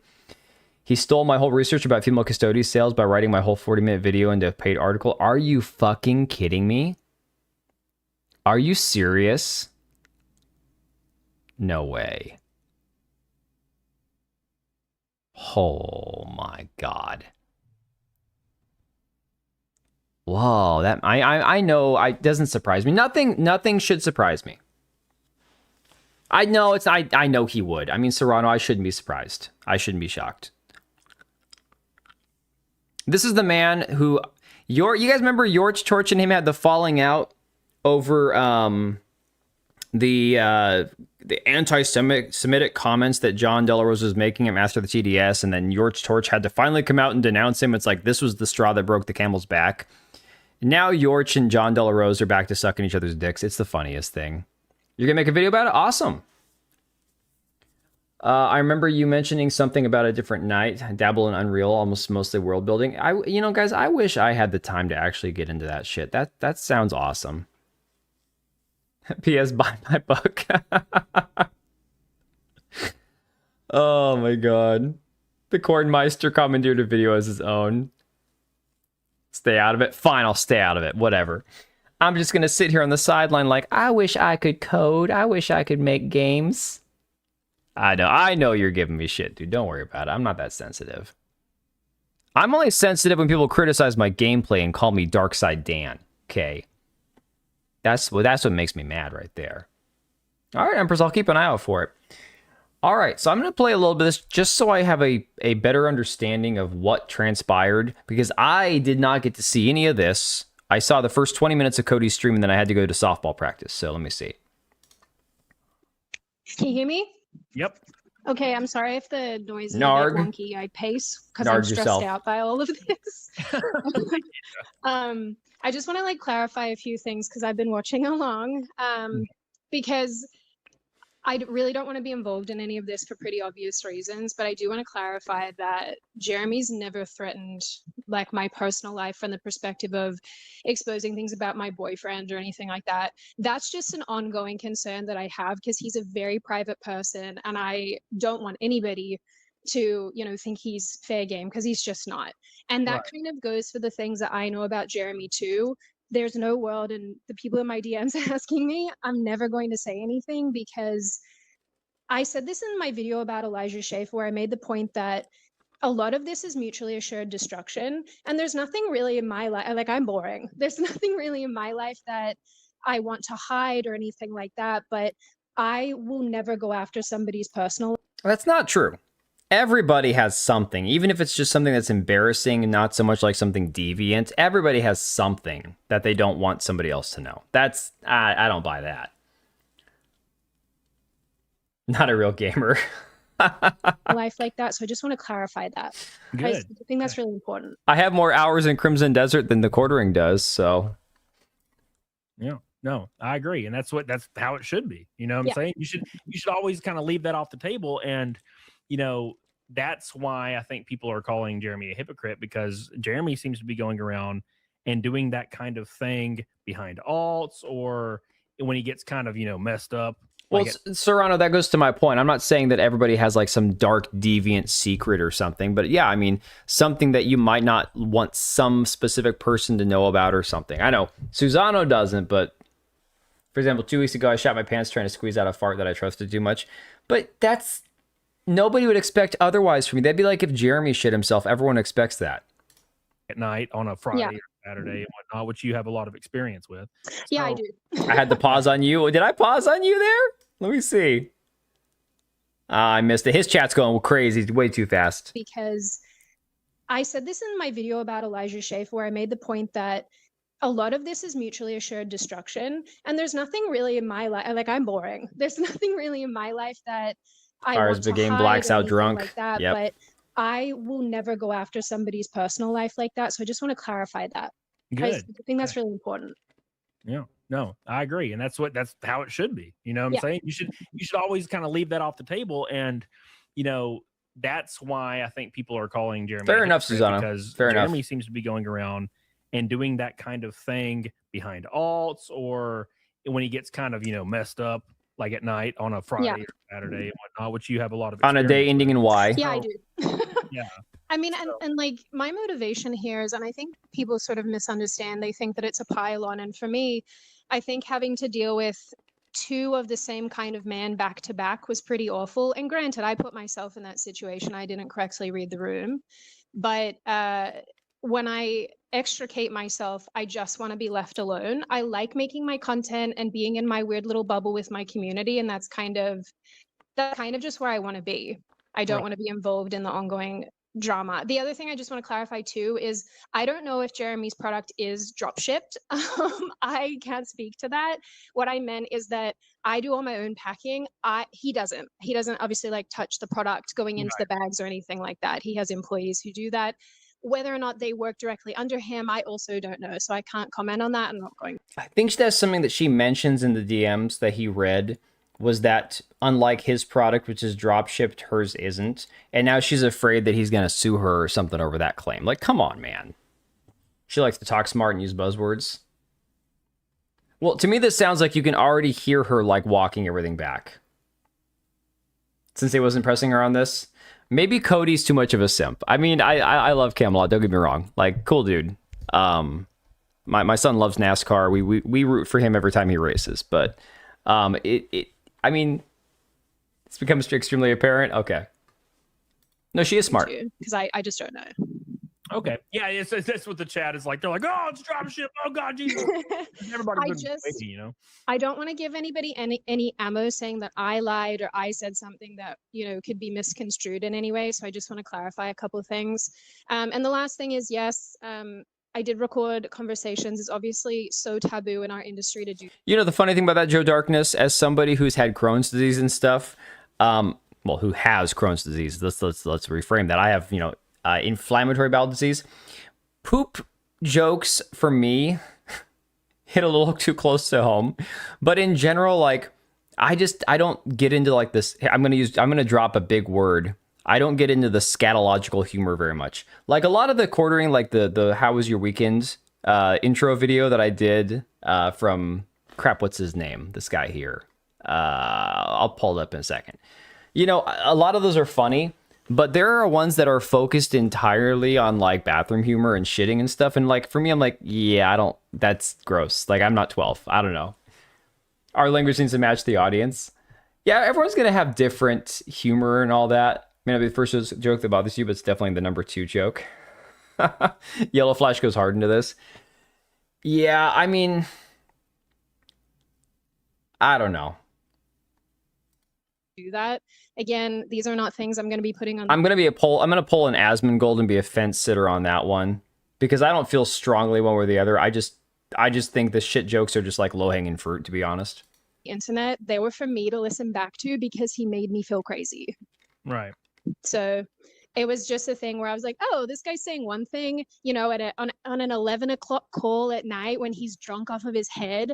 And then I'd be like, wait a minute, you said all this stuff last night. And then the next day he'd phone and be like, I never just said like that. dingleberries. And so I just felt like I was losing my mind. So like what kind of stuff would he say? Would just like business stuff or? Yeah, so with the business, he would call me and he'd be like, you know, you got to buy me out and you owe me all this money.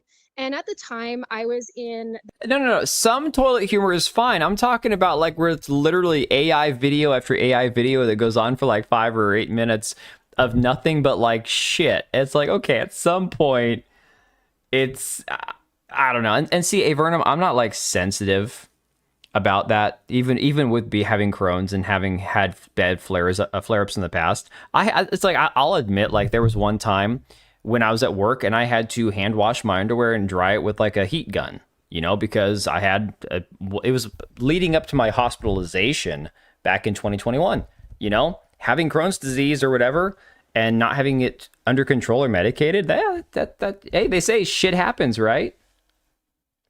No worries, John D. Can't remember if he drinks. Yeah, that's also true. The middle of a lawsuit, so I hadn't really been working a ton because also I was working for free on the Publica and trying to get that up and running. And obviously the way that business played out wasn't awesome, and there's definitely some culpability on my end with how things went, but he would call me and badger me about it, and then the next day I'd be like, okay, gallbladder you said all ruptured. this Oh stuff my yesterday. god. So my wife has been having a lot of like intense pain that seems like gallbladder, and really hope it's not, because I know from personal experience from like relatives and friends who've had their gallbladder removed, it makes life hell. It can be a real pain in the ass or out the ass. What helped my IBS was getting my teeth fixed. Dude, nerves, man. Nerves are crazy things. Don't overshare. Well, okay. There is telling stories about how you were in public and you left a trail around a Walmart that you basically... that's a little bit more extreme. I've never crapped myself ever in public in my life. Thank God. Friends who got hit with gallbladder issues or ate fries and processed shit every day. Yeah, I mean, that's a big contributor to it. Processed food, high fatty foods and stuff. It's crazy. Get into the details, which bother me. Yeah, it's when you go overboard with the details, man. That's just the crazy thing. I don't have $100,000 to buy you out, or whatever arbitrary number he's pulling out of his butt. But then he would say, oh, I never said that, and I really want to do this with you. And it was very confusing, and I always felt like I was being gaslit. Yeah. And that's what he does now. He'll have a crash out on Twitter and then just delete everything. And I guess he does. That's what my theory is. He just doesn't remember the next day, I guess. I don't know. You know? Yeah. I mean, there was just a lot of weirdness that went on. And the thing was that I went from working with an alcoholic who was always drunk to working with another alcoholic. And I was just like, hey, I get it. Everybody struggles with these things or has a thing. We call that a poor business decision, Sydney. I mean, okay. Look, Jeremy's a sack of crap. We all know this, but like, come on, Sydney. This is a nothing interview. This is terrible. I'm glad that I didn't... dude, this is such a letdown. I understand now what people were saying about it being a letdown. This is crazy. So, I worked with Elijah Schaefer. Elijah Schaefer was a nasty son of a bitch, which I 100% agree with. Everything I've seen, read, heard from him directly, like watching videos or, you know, the way he freaks out on Twitter, the way he's acting like a gay man now, where he bleached his hair and is acting like super flamboyantly gay. Like, that man just needs to come out of the closet already. Elijah Schaefer must have been a nightmare to work with, right? But then you chose to go work with another alcoholic. Don't really know what they're dropping all this for. This is literally like nothing. This is nothing at all like it was supposed to be. I don't know. It says picker's broken is what it sounds like for real.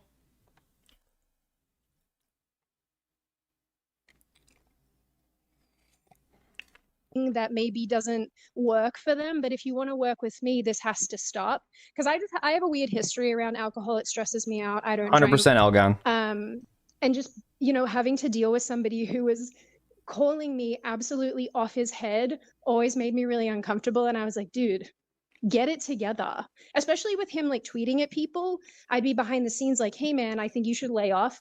And the worst part was people have always treated me like his keeper. They DM me behind the scenes and say, hey, can you, you know, get him to stop doing this and that? And I'd be like, this is a freaking 40-year-old man, guys. Yeah. Like, I'm not his keeper. So yeah. Don't drink and tweet, kids. So his drinking deal, this it's been a while since you've been separated. Well, see, okay, so John, here's the thing. I would suspect, and she says it in the actual DMs, that there were some where he was basically trying to, you know, the guy response, that the guy thing where it's like, well, yeah, boobs or whatever, and you go, okay, well, are you trying to see boobs or are you joking because you think the word boobs is funny, right? And then it's like you can tell he was probably trying to fish for affection from her, or try to get like a boob picture or something. I don't know. I don't know what Jeremy was thinking, but that's what she alludes to in like the DMs, is that he would just text her randomly like stupid things like the word boobs or whatever. I mean, Jeremy is female coded, but he's like mentally he's like 12. But again, I think all that she's doing here, and this is going to go on for like an hour. I don't think I have the stomach for this. Is just try to walk back everything she sent him in DMs. From this whole deal, right? Yeah, like 18 months, and that's why I don't understand. It was in one of their when streams? the Publica ended, Yeah. and again, things got ugly. It wasn't good. I freely admit that. Maybe one day I'll talk about it. But DB, I'm feeling a little bit melonless at the moment. I haven't been working out much. Why walk it back? Because she's probably afraid of getting sued. Because if she doesn't have definitive evidence or all of her facts straight, and she says something that affects his YouTube channel, his career, his business, his whatever, that could be a problem. I still got bigger cans than Melanie Mac. It doesn't take much. yeah, things were not great. And then he, after that, just started talking insane amounts of shit about me. And a lot of it was so untrue. Like when you told me the $250,000 thing, that's what sent me into orbit. Because I was like, that's insane. That's what he's repeating. Yeah, Jeremy has, like I told you the message, Jeremy has this thing where he'll just like brag to the public about how much money he gives to people just out of the goodness of his heart, and then they just betray him. They betray him. So let me clarify on that. The only time Jeremy ever paid. So she's clarifying that, but this is at least something, because he's claimed for like, I don't know, the last year that he paid $250,000 to run the Publica for her, the media company they had together. Me was when we were doing streams together, and he would give me half of whatever super chat money was left after YouTube took its cut. That's the only time. And when the Publica was happening, there was actually one payment that he quote unquote owed me, and I said, hey, you keep it, you just roll that back into the business. That's the only time he's ever paid me. I never made any money from that enterprise, but that's okay, right? Because when you're growing a business, typically— Well, he didn't say the $250,000 went to her. He said that it was to run the company. They had like, I don't know, like 6 reporters or something. No worries, Susano. My headcanon is one of those drunken Hambly text nights. She finally gave in and sent him news. I mean, Elgon, that's probably confessed her love for him yet. No, she's just trying to clarify everything that she sent in DMs to Cody to talk about on his stream. It sounds like she's worried about phrasing and wording, and it coming back to bite her in the ass. typically you're the last. Actually, coming back to that, she started off the interview here with Cody talking about how her boyfriend that she's currently with is a normal guy. He's not an internet personality. He's not a YouTuber, so she doesn't want him brought into this stuff.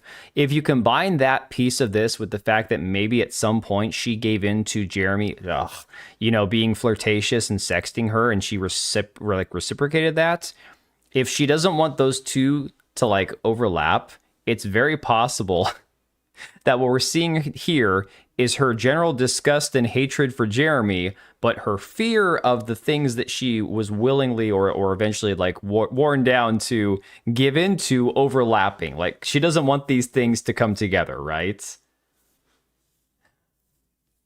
If you watch Cody's stream from the beginning, he hyped up the intel. No, dude, Elgon, I was there. I was in the car listening to it on the way to softball practice. Like by the time I parked my car was when he finally was like going to start going through the DMs.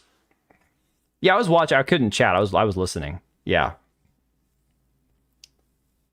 I don't believe that she would do it, but yeah, I mean, dude, it's just it's something. Last person to get paid.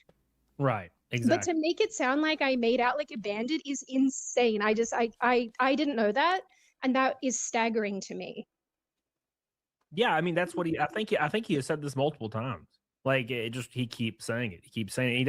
He does this with a lot of women for specifically. Like there's Trillium Girl in that June documentary. He gave her like $1,000 and all this streaming equipment. I don't know the details, but he apparently gave her all this stuff. And like, is that common? Is that something he does with like a lot of people, specifically women? He just like offers to give them money and help them and finance their stuff. Like, is that a thing?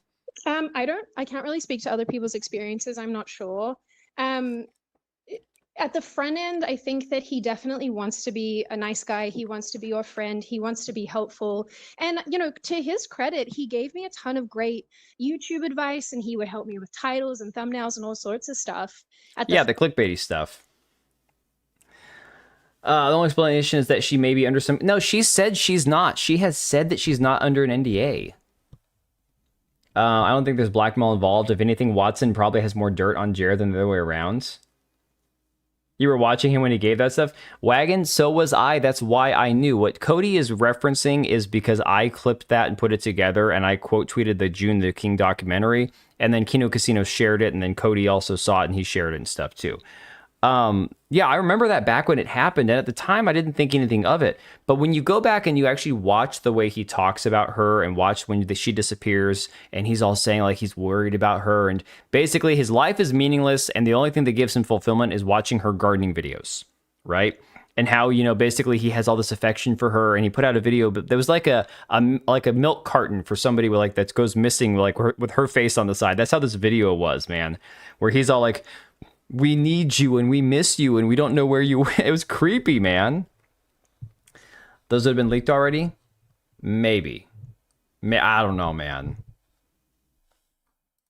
Front end, but I think that over time it gets really sour, and that's kind of what happened between us. The tea thing obviously was a really big turning point for me. Well, DB, so the thing about that too was, again, my point with him giving that girl all of his used stuff is he didn't need all of it. It's probably, computer parts that he had, or, computer parts, streaming equipment that he's had that he's already replaced with other stuff. But the point was, instead of spending the money, which he had at the time, to buy her a computer or to buy her new streaming equipment, it was all, I'm going to do this. I'm going to be the sneaky fucker where I have all of my stuff that I've used because I'm a big shot. I'm going to box it all up and I'm going to get an address from her. I'm going to get her phone number. I'm going to connect with her and I'm going to send this to her because I'm going to show her what a big shot I am, right? All of it while married. All of this has been while married. Every little bit that he's done. Every piece of this. Equipment had Coom stats. And if he just made a video saying, I'm going to give you $1,000, go buy your computer that you wanted, no one's going to watch that video. But he milked it. He literally spent like a 10-minute video talking about this YouTuber and how she's blowing up and how his community is so great. And here's what I'm going to do. I'm going to put all this stuff. I'm going to show off all these things. And I'm going to put them in a box and I'm going to send them to you. He milked the hell out of it. Yeah. For me, and I know it's all a bit boring to explain to people, but when you have somebody who's supposed to be doing you a favor, and I know what people are going to say, Sydney, you dumbass. She did Wagon Burner. She made a response video thanking him for sending like subscribers to her and supporting her. I don't know that she ever made a response video to the equipment that he sent her. Furthermore, she had even sent him custom leashes for his dogs. And then a couple months later, she straight up ghosted him. I mean, she wasn't posting on YouTube because her mom was like having health issues, which again, I don't know why Jeremy knew that, but maybe he was watching her updates or something. But he put out this video basically like begging her to contact him, and she never did. She never did. Live streams later on, you can look on the Jerilizer website. There are live streams after that video he put out there where people ask him in the live stream if he's heard from Trillium, and he's like, no, I have no idea. I haven't heard from her. It's creepy. Then he can claim the original MSRP to puff himself up. It's like, yeah, it's like $10,000 worth of stuff. You should be grateful. Yeah. Yeah, but again, at the time, like I said, this was during COVID. So like the capture card, the webcam, if it was a decent webcam, microphones, all that stuff was like, you know, that wasn't cheap because at the time people were buying all that shit because everybody was going to be a content creator. Everybody's doing school from home. Everybody's, you know, doing virtual work and all that kind of crap. Oh yeah, everyone knows he's married. Jeremy talks about his wife like he's mentioned his wife thousands of times, literal thousands of times in his videos and live streams and all that. Why would you ever have a handshake agreement? And fair enough. Oh, nice one, lesson DB. learned. But you know, when you're working with people, you expect that they're going to continue to be good to you and nice to you. But it just quickly devolved, I guess, for me. So I don't know if other women have experienced, or I don't know what other women have gone through, but just definitely in my case, yeah, it was like you had this person who was trying to help. He never was like, oh, let me give you a bunch of money, but he was like, let me help you. Because I was at my lowest when he and I started working together. Right. Yeah. So because my other show had just fallen apart.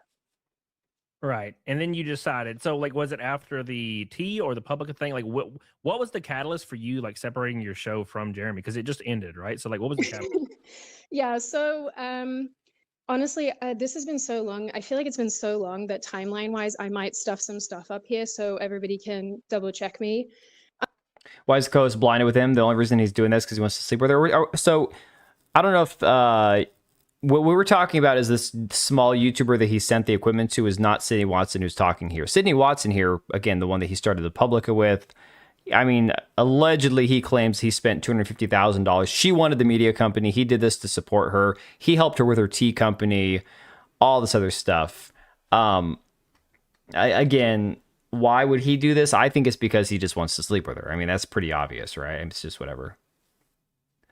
No worries, Empress. What did you say? Poor woman? Oh, I got you. No worries. This is putting Aphelion in a better light listening to this. I mean, dude, for real.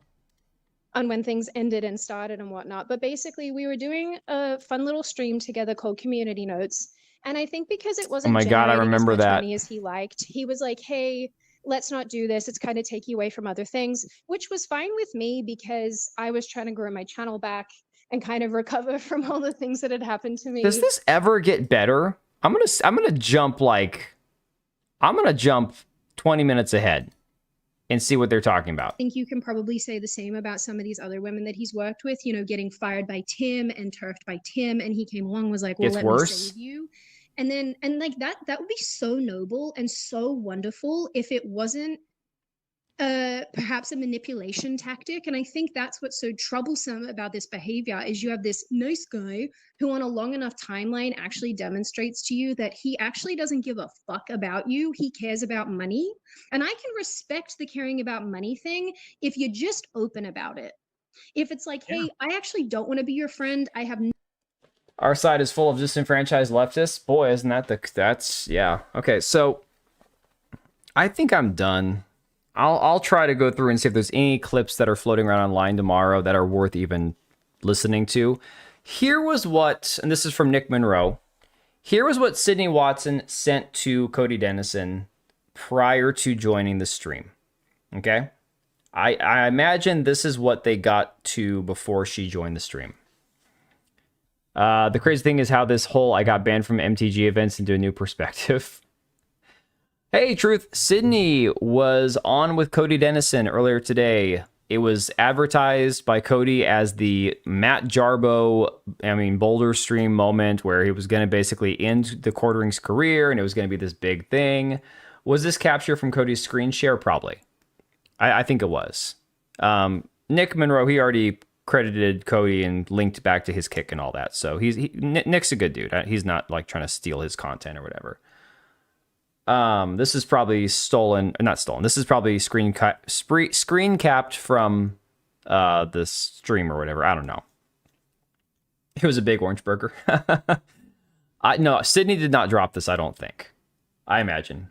No. So Sydney, actually, I have a tweet from her. She responded. Let's go to her profile real quick. Because let's say she's awake now in the down under. Oh no, she's not in Australia anymore. She's in Texas now, right?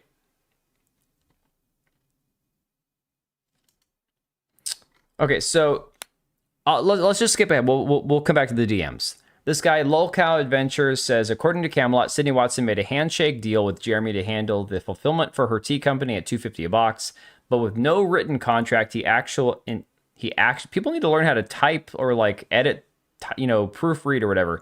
He actuality ended up charging her $2.50 per individual item plus $8 shipping. Every order costs her at least $18. She said customers pay $8 for the shipping, to be clear, but yes, $10 to pack plus $8 for the shipping, which lovely buyers cover. So Kino Blade here says, Sydney, not sure if this was all explained in detail by Camelot, but the reason people want to know where Jeremy's coffee factory or warehouse is because he does not list any ingredients or allergy warnings, which violates FDA rules. People could get sick. She says, oh, got it. Yeah, I don't know information like this. And again, tea falls under different categories, especially if you're doing a small enough quantity of it. Yeah, I highly doubt she's actually posted anything else about this. I mean, based on the fact that it seems like she was pretty much just...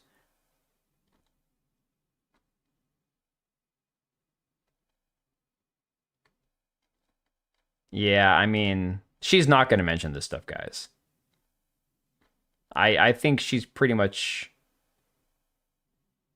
Sydney Watson has to watch her back as the mobile mob boss is always lurking. I enjoy the dress this gave me. I mean, she's commenting on stuff, but no, she didn't drop the DMs. This wasn't her that dropped them. So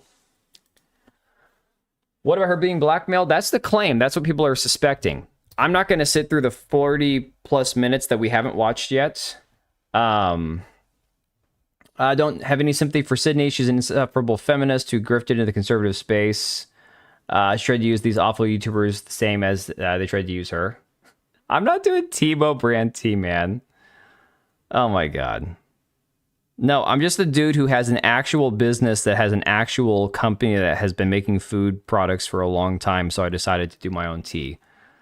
It's nothing exciting. I'm not going to do the Quarterings coffee brand coffee shit where, oh, guys, I want to have an apolitical company where I'm just going to have my blah, blah. No. My story is a lot less interesting than that. I read her timeline you were just looking at. She clarifies she wasn't. Wasn't what? You don't have to grab the transcript and drop it into Grok to summarize it. That's a really smart idea. Yeah. That is probably a smart idea. You don't claim her, you can keep it. Oh my God. All right. So here were the DMs that she sent to Cody. Says, what caused me to start to distance myself and dislike him intensely actually had to do with my tea company when I was gearing up to launch. He said that he'd do my fulfillment from his 3PL. We had a lot of phone conversations about cost. He said he wasn't trying to make money off of me. And I say, great. Oh, come on. If somebody says they're not trying to make money off of you, they probably are. Like, give me a break. I don't have any jasmine tea right now. I'm trying to with the cost of ingredients, guys. I don't know if, look, cost of gasoline should be reflective of everything, right? Everything costs more in life. The reason my tea that I've got on my website is relatively affordable. And once I branch off from let me show you guys, once I branch off from doing things that are not, black herbal, things get expensive. Ingredients get expensive. So in my real life business, I have we can do spices and stuff, which is something that I might actually add on here at some point. I have some spices that even buying them wholesale cost me $50 to $60 a pound. And when you divide that across, depending on what the ingredient percentage is in certain things, this shit gets expensive. I'm talking life is just putting me out of business, It's just crazy. Where were the DMs at? Just took pictures of shit on the ground. You're gonna call that the FDA item? You can use, so actually, do I have the English breakfast on here? You can use any of these for iced. You can do any of these iced. I do have a breakfast blend, which is pretty much just black tea. So you could do that iced. But the ginger peach would also be really good iced too. I was thinking about that because I had a cup of the huckleberry tea before the stream, and then I made the ginger peach herbal for during the stream because I'm like, I don't want any more caffeine. I need to just chill on the caffeine. And I was thinking to myself, dude, if I just let this get cold and put some ice cubes on it, it's getting warm enough I could do iced tea with that. That'd actually be really good. Unsweetened, yeah. The only sweetener I use pretty much in tea anymore is just honey. Not a sponsor. No, dude, I actually legitimately have a family business where we've been commercial business, food industry for 25 plus years here in Washington, WSDA licensed and all that. It's where I actually go to work every single day when I'm not doing YouTube stuff. You know, this is not a real job. YouTube is not a job for me. So I just decided like this year I really wanted to start to do doing tea and all that. Because we already do spices and shit anyways. Like, I already do spice blends and a whole bunch of other stuff and all that. So, believe it or not, my family, we started off with a bakery. And no, if you own a bakery, you don't get fat because that's a shit ton of work. You work all that off. You can eat as much as you want. Tea bricks. Brew the tea and cool it. What I typically do, and I don't know if this is like recommended, I typically will steep my tea a little bit longer when I'm going to do iced because I like it nice and strong. And then I'll do less water. And then after it's steeped till it's like room temperature, I then pull the steeper out and then I put the ice cubes in it and then I stick it in the fridge and like kind of let it melt. And then I'll just add more ice if I need to. Needing the shut up, dude. I don't have tea bricks. No. Right now, all I'm doing is just loose leaf. Base my economical outlook on the price of bread and milk. Dude, I mean, that's... Okay, so we had a bakery. We knew when things were bad because the price of oil, eggs, flour, sugar, those are the things you can always tell, you know? No, I do loose leaf. I don't have anything in single-use bags. I can't even fathom having to add one more thing because, guys, basically at this point now, my mom's trying to retire. I was the only son that stayed behind in Washington and stayed around, and we had a few people helping us do like our seasonal events and stuff. At this point now, my mom's trying to retire, and I don't have anybody else working for me. So I'm pretty much like, oh, dude, I've had to package so much crazy shit. It's not even funny. No, the bakery we had was not a get up at 4 a.m. and bake the bread for like it was commercial. It was like wholesale events, online, that kind of stuff. Then expels the fluid to package for flavor enhancement. Oh my god. Oh my god. Oh, no worries, Plix. I can tell you the tea is awesome. Like I've drank more than I've sold. Okay, I'm not. Oh no, it's not a monthly subscription. It's just if you buy it, I'll bag it up. I'll even take a photo of me bagging it for you. Where was guys? I'm completely off track here, man. Well, I'm not going to get into specifics about where my facility is, but if you buy the tea, then yes, you'll probably see like a name. Oh, dude, so I don't want to combine my real life with my YouTube life, which is why the tea that I'm selling, I'm not putting all of my family's products on my website. I'm doing the tea to start with. I might add a few other things. I actually created new labels and stuff just for the tea because I didn't want to have it connected, like obviously connected to my real life, you know? Nobody wants to picture me in my tea bags? Come on, man. And you know, the funny thing about that, pictures of teabagging, the funny thing about that is I was telling my kids this, I'm like, you know, guys, the thing you got to remember about internet, real life, all these things, in life, I haven't ever said anything online that I would regret saying, right? There's nothing that I've said online that I'd be like, oh, I shouldn't have said that. That was stupid. Why'd I say that? Because I'm pretty much say what I'm always thinking or how I feel. I sponsor you. No, but I need to start paying you a few bucks at least if you don't mind for like articles or whatever, because I'm never going to get around to writing articles, at least in the summertime. My website, I haven't put a new blog post on there in months.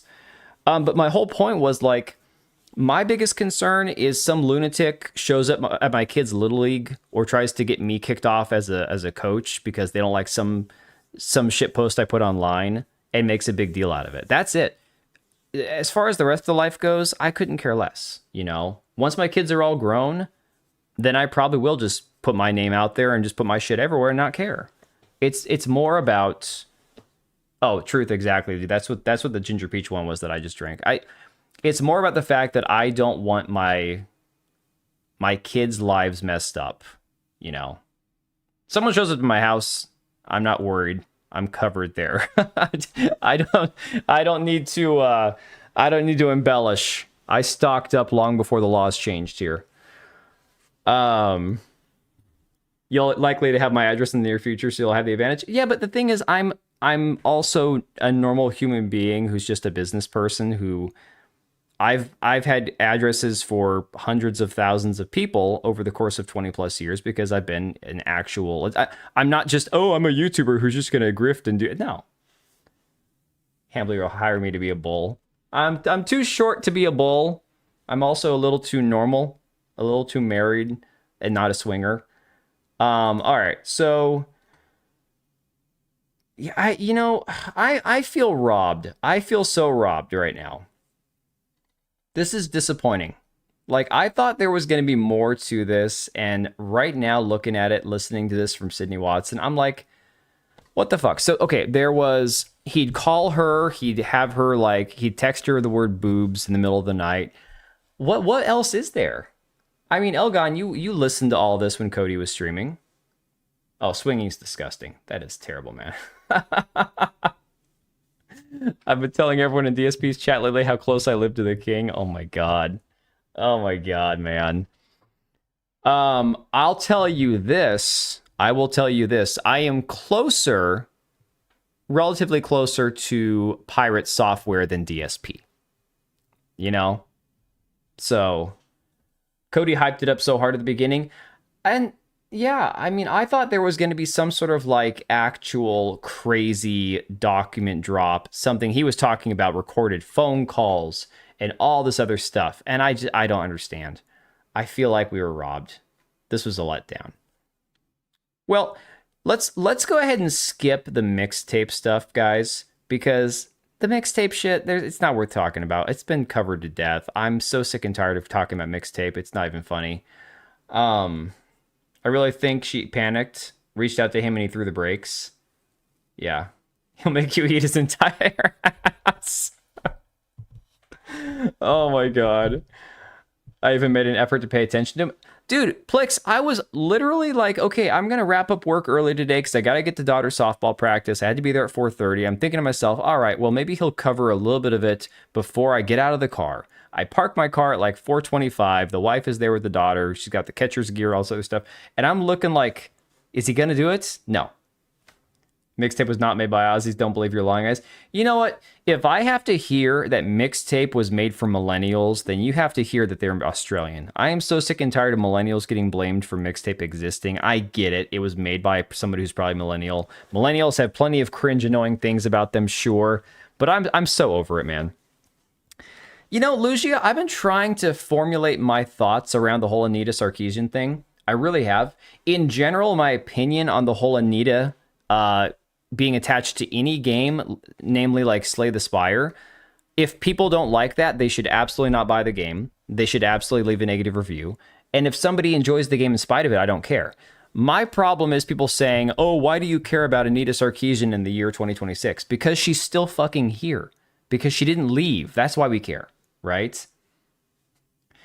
Someone who's born in the 87, I'm with you on that. Oh yeah, it was developed by Aussies, wasn't it? The actual what is it, Beethoven and Dinosaur, or whatever the hell the name of that studio is? Yeah. It's finally a cringe woke bullshit slop game that wasn't funded by my tax money. No, it's always funded by, even if it's out of the country, it still is our tax money somehow. Somehow it's still US taxpayer money. Game was made by people who never lived in the 90s. That's what I'm saying, man. That's what I'm saying. Keep thinking you're a bit older. Oh, dude, I'm screwed because I am a millennial that was raised as a Gen Xer, basically as a young boomer, and looking around like, stop blaming me for all these other retards, right? No worries, Plix. Have a good night, buddy. My tax dollars, somehow also my tax dollars, yeah. Born in 1980. Not a US taxpayer. This time it wasn't funded by EU either. With Anita still here, I wonder what we're actually done to get these Marxist shitheads out. I mean, dude, it feels like nothing, Black Cat. It feels like nothing. It feels like nothing has changed, you know? Now, I will say the one aspect that has changed is, generally speaking, and this is not going to be true for every game because Slay the Spire 2 did very well, despite the fact that the studio is full of like woke leftists and they hired Anita Sarkeesian and basically nobody cares. It's like, oh, F you, you know, this game was a success. You guys suck. You guys lost. Whatever. Fine. In general, though, with that one exception, a lot of the games that are either labeled the DEI games, the woke games, the Marxist games, the leftist games, they're not doing well in general. Now, that doesn't mean that every studio that puts out a banger or a terrible game is either based or woke, but I mean, you can take heart in the fact that a lot of the games like the Ex-Votos of the world, the Aphelions, I mean, this game that's coming out tomorrow, Directive 8020, right? These games that were made as mouthpieces or showcases for these freaking weirdo shitbags, I mean, these games are not doing well. So, in one respect, I mean, maybe this is still a positive sign, even though some of these people are never going away. Oh yeah, John, Unknown 9 Awakening. Well, that Unknown 9 Awakening connects directly to this game. Okay. Some days I feel like I'm in my 50s. The whole 34 gigabit. Oh my god. Oh, this is going to be another $80 4-hour experience, isn't it? How much, guys, does anybody know how much Directive 8020 is? It comes out tomorrow. Yeah, we don't get games that we want yet. We get slop. It's even worse, we pay for it, raise prices. So let me look this up. Let me check. I know I've got Aphelion up here because we're going to talk about how somehow 2 weeks apart, two games with bald, black, strong women both came out looking like dog shit. Let me see. Directive 8020. It should have the price on here, right? Price history. US dollars, $50. Oh my god. $50. Wouldn't even waste the bandwidth to go on the high seas for this. I mean, we showed the trailer. The trailer from like what, eight months ago on the stream on Saturday, right? All right. So the thing about this game that I do want to kind of bring home, right? PC Gamer, who, by the way, gave Mixtape a 74. All right. We showed the trailer, but let me pull up another one because let me grab, not Dr. Drake. Oh my god. Directive 8020 trailer. I don't know. I assume the runtime is probably going to be about like, I don't know, 4 to 5 hours, probably, I would imagine. Let's do the official PS5 Pro trailer. Because this will be the most up-to-date. Because I don't even think they have a launch trailer yet, since it launches tomorrow. Let me switch to the bigger screen. I mean, Elgon, I'm spitballing. I don't know the actual time. I'm just guessing, man. Based on what we've seen so far in the last few years, I'm guessing. The left managed to curb piracy because nobody wants to even pirate their shit. Yeah, exactly. It's so bad we don't even want it for free.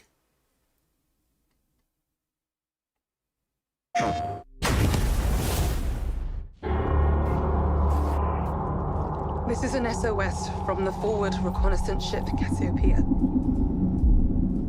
Our ship has taken massive structural damage. The breach requires manual repair to prevent. I love lesbians in space, man. What is that? Coolant, maybe?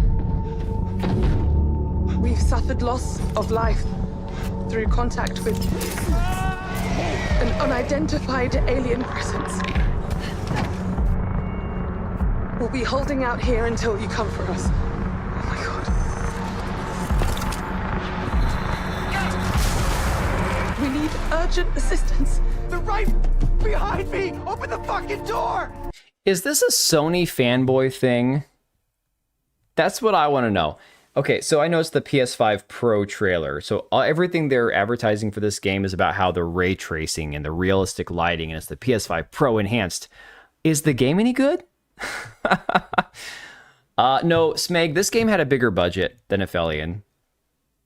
It is tied into some pre-established lore universe. Yes, it's the Dark Anthology I guess is the name of the Dark Pictures, Dark Anthology something. No, I've never played them. I don't know. How come we don't get black ghetto women instead of a British one? There's a reason for that. I'll explain that in a minute. God, it's alive. Please. Help us. Get me out of here. Or I'm gonna fucking freeze. It's fucking burning in here. Pigs in space. Can't leave me out here. Dynamic shadows. Please. Save our souls. Now, all right, that's the trailer, right? The thing about this game that I do want to like hammer home is I've been actually paying attention to this game for a couple of years now because of the people that are connected to it. So I don't even know that much about the studio itself. This isn't even like a big lore drop on the studio because who cares? Most of these studios are full of like weirdo freaks, right? This is one of those games though that I found a review. In fact, I'm going to try to find it again right now, where basically it's like the game is more fun to watch than play.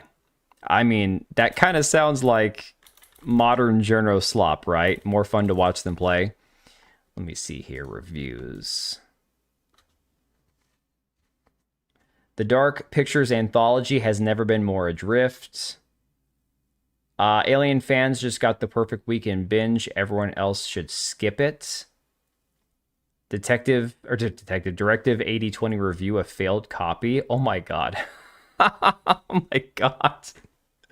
This is brutal. Is there a single good review? Wow. Okay. So let me pull this back up here a second. Look at all of these. Dark Pictures Anthology has never been more adrift. Directive 8020 review. What's the final score? What is the final score on this? 5. Mediocre. Oh my god. Polygon. An alien twist on Until Dawn can't transcend B movie thrills. Did they have a score? I don't see a score. Okay, I don't know where they score theirs at. Huh. Game Informer. Failed copy. Where's their score at? 5. Damn, that's a $50 game. They got a 5. Supermassive's derivative but effective sci-fi horror evolution. That's a lot of words. That is a lot of words. I don't know, anything they call body horror, I don't want to play. 3 out of 5 from Creative Block. Okay. The journals are shitting on it. It might be good. No, it will not be good. It will not be good, and I'll tell you why. We'll get into that, okay? No, I don't want to subscribe. Piss off. Choose your own adventure books. Dude, choose your own adventure book. Wow, I'm dyslexic and retarded. Choose your own adventure books were amazing. They truly were. When you get old, your own body is horrifying enough. Facts. I've been feeling that this year. Holy crap. Like, so hard. But there were also other websites that gave it 9.5. But why though? Loot Level Chill, Sixth Axis, Gaming Bible all gave it 9 or better. PC Gamer gave it 8.5. IGN 8. Game Reactor 8. The Gamer 7. Oh, John D, those were some of the best books ever. Basically RPG books, yeah. All right. So, of course, Learning the Law pointing out, here are your female characters for Directive 8020. IGN described it as a new high standard in brave storytelling. All right. So, oh, the Goosebumps books. Yeah. Yeah. And of course, now this lovely specimen, for anybody who's watched enough Marvel, MCU slop, this is Lashana Lynch. At least it's supposed to be Lashana Lynch. She was in Captain Marvel as Maria Rambeau, the mom of Monica Rambeau, the DEI superhero, I guess you can call her. I don't know. So they scissor and create a homo monster. All right. So here's where we go back a couple years, because I wrote an article on this game and about the people who casted for this game about a year and a half ago. All right. And that's where the reason I had my website up was not up for the tea. It was because of the article I have. That we're going to get into that in a second. So, I said, in case anyone is wondering why we are consistently getting a barrage of ugly, bald black women in lead game roles, you have liberal white women, and particularly British and Australian white women, to thank for that. I said, Directive 8020 is the next game the media is lavishing unworthy praise on, and obviously not all the reviews are positive, but you know, we have seen some very positive reviews from the likely, you know, the IGNs, the Gamer, whatnot. And I'm sure you can see why, right? This here is not the casting director. At the time on the game, she was listed as the casting director. I had to edit my article. She's actually just in casting on the game, on the casting team. But this is the game here, the main character, Lashana Lynch, in Directive 8020.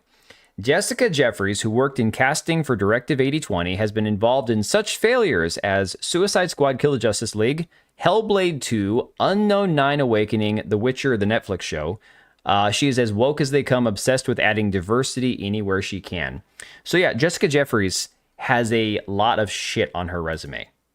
Senua's Saga, Hellblade 2, The Witcher, which was abysmal, Diablo 2 Resurrected, I haven't heard good things about. She's working on Squadron 42. I don't know much about that one. And Directive 8020, which comes out tomorrow. So sick of these uggos being behind in everything. Yeah. By population, what loan we have the most? Fair enough.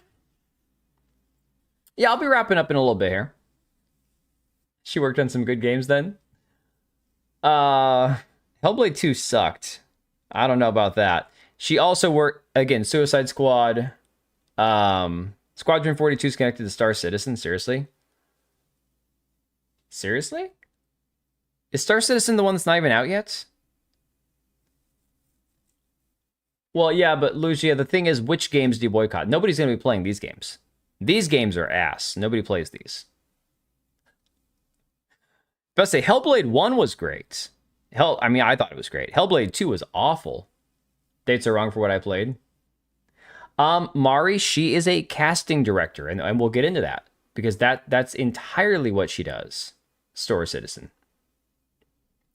I said her mentor on The Witcher was no different. Remember, this is the Witcher Netflix show where all the races, the elves, the dwarves, the humans from different countries, different continents, were all mixed race. We had Chinese, black, Indian, brown, Mexican, you name it, right? Okay. Claiming that casting non-whites was necessary in order to fight unconscious bias. So I'm just going to go jump to the article they wrote up. No worries, Susano. So, she's the one who cast the chick who played Yennefer in the Netflix Witcher series because she was Indian. Well, that wasn't Jessica Jeffries. That was her mentor. But yes, that's the one I was talking about. That has the unconscious bias thing, yes. So I said Reflector Entertainment. This is from, guys, think about this game. This is from November of 2024. Like, I almost forgot I wrote this. Developers of the poorly received Unknown 9 Awakening are currently experiencing mass layoffs after their debut title landed with a thud. Again, Unknown 9 Awakening was a abysmal failure, right? While many people have pointed to the involvement of Sweet Baby Inc.'s Kim Belair as the key reason that this title failed, there were other legitimate criticisms that undercut this game's chances of succeeding. The gameplay trailers did this game no favors, as the combat looked stiff, remedial. The game looked like ass. I'll just summarize. The game looked retarded, right? It also made Anya Chalotra, who is actually a beautiful woman in my personal opinion, they made her look awful. They made her look hideous, right? It was terrible. Literally a Sweet Baby Inc. game, yes.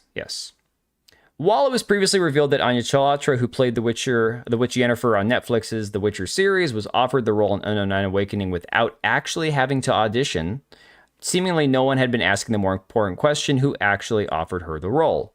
Most probably assumed that Kim Belair had something to do with Miss Chalotra being cast to star in Reflector's debut game, as both her and Anya are women of color. I put that in quotes because I hate that term. The latter previously praising Unknown 9 for its diverse cast of characters. However, the more likely answer is that this was a decision made expressly by Jessica Jeffries, the casting director for Unknown 9. If you're not familiar with her work, that's understandable. She has been attached to some rather notable and controversial projects. Casting credits tend to get lost in the shuffle. Miss Jeffries, according to her own website, and she does, or at least she did at the time, have a website. Let's see if it still exists. Yes, Jessica Jeffries Casting. Not that she's added much to it since then. But yeah, this is all the stuff that she's had a hand in making in some capacity or another. She's credited for work on Suicide Squad, Kill the Justice League, a game that crushed under the weight of Sweet Baby Inc.'s bad reputation. Also worth noting that this now makes at least 2 AAA titles that Kim Belair and Jessica Jeffries have worked on together. I think that's actually worth noting, especially. Miss Jeffries also worked on Diablo 2 Resurrected and the Until Dawn remaster, as well as several Warhammer titles. She's currently credited as part of the casting department for Dark Pictures. At the time that I wrote this, she was listed as the casting director, but IMDb updated it since then. For the Dark Pictures Directive 8020, a game featuring Lashana Lynch, this specimen here, a British actress of Jamaican descent. Miss Lynch, who played Maria Rambeau in the 2019 film Captain Marvel, has been a vocal advocate for improving, I'm not kidding, the hair and makeup experience for Black actors and ensuring an equitable work environment. I am not kidding.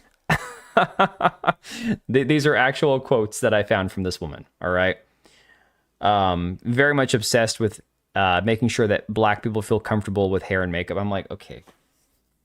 I'm a little tired. Look, I'm cool with, you know, cast the person for the role that's best for the role that fits the character you wrote, but I'm tired of hearing about hair and makeup, and it's like, dude, shut the fuck up. I'm so done. She's quite homely. Well, I don't remember what she looks like in person, but the character doesn't look very good. Rhetorical question, why they keep doing that? They're always making quite attractive women into hideous beasts. It's a great question. I don't know.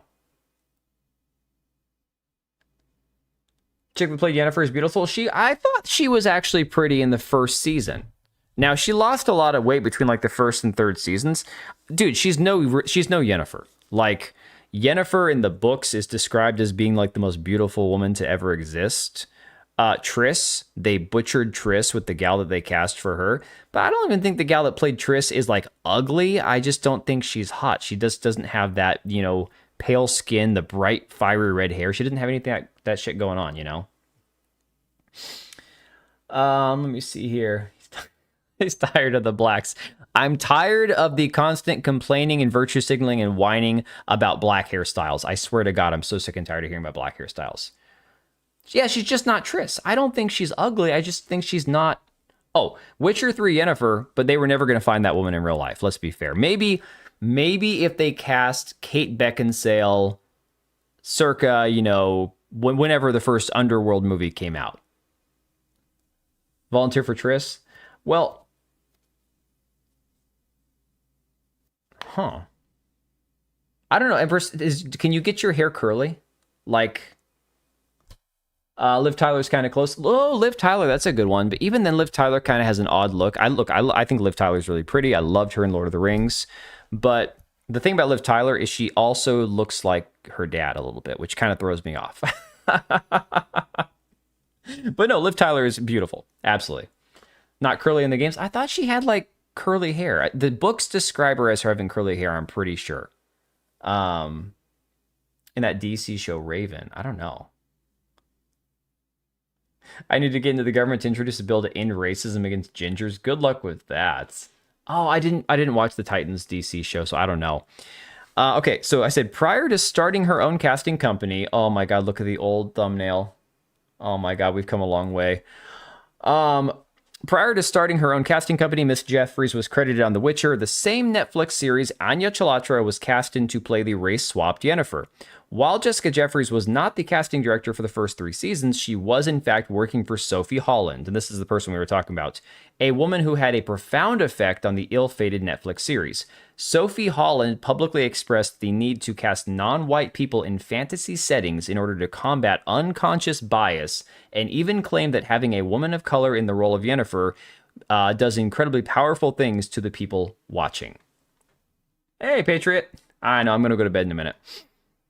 The apple has certainly not fallen far from the tree, as Miss Jeffries has gone on to espouse her own belief in needing DEI to be a major factor in how characters are cast.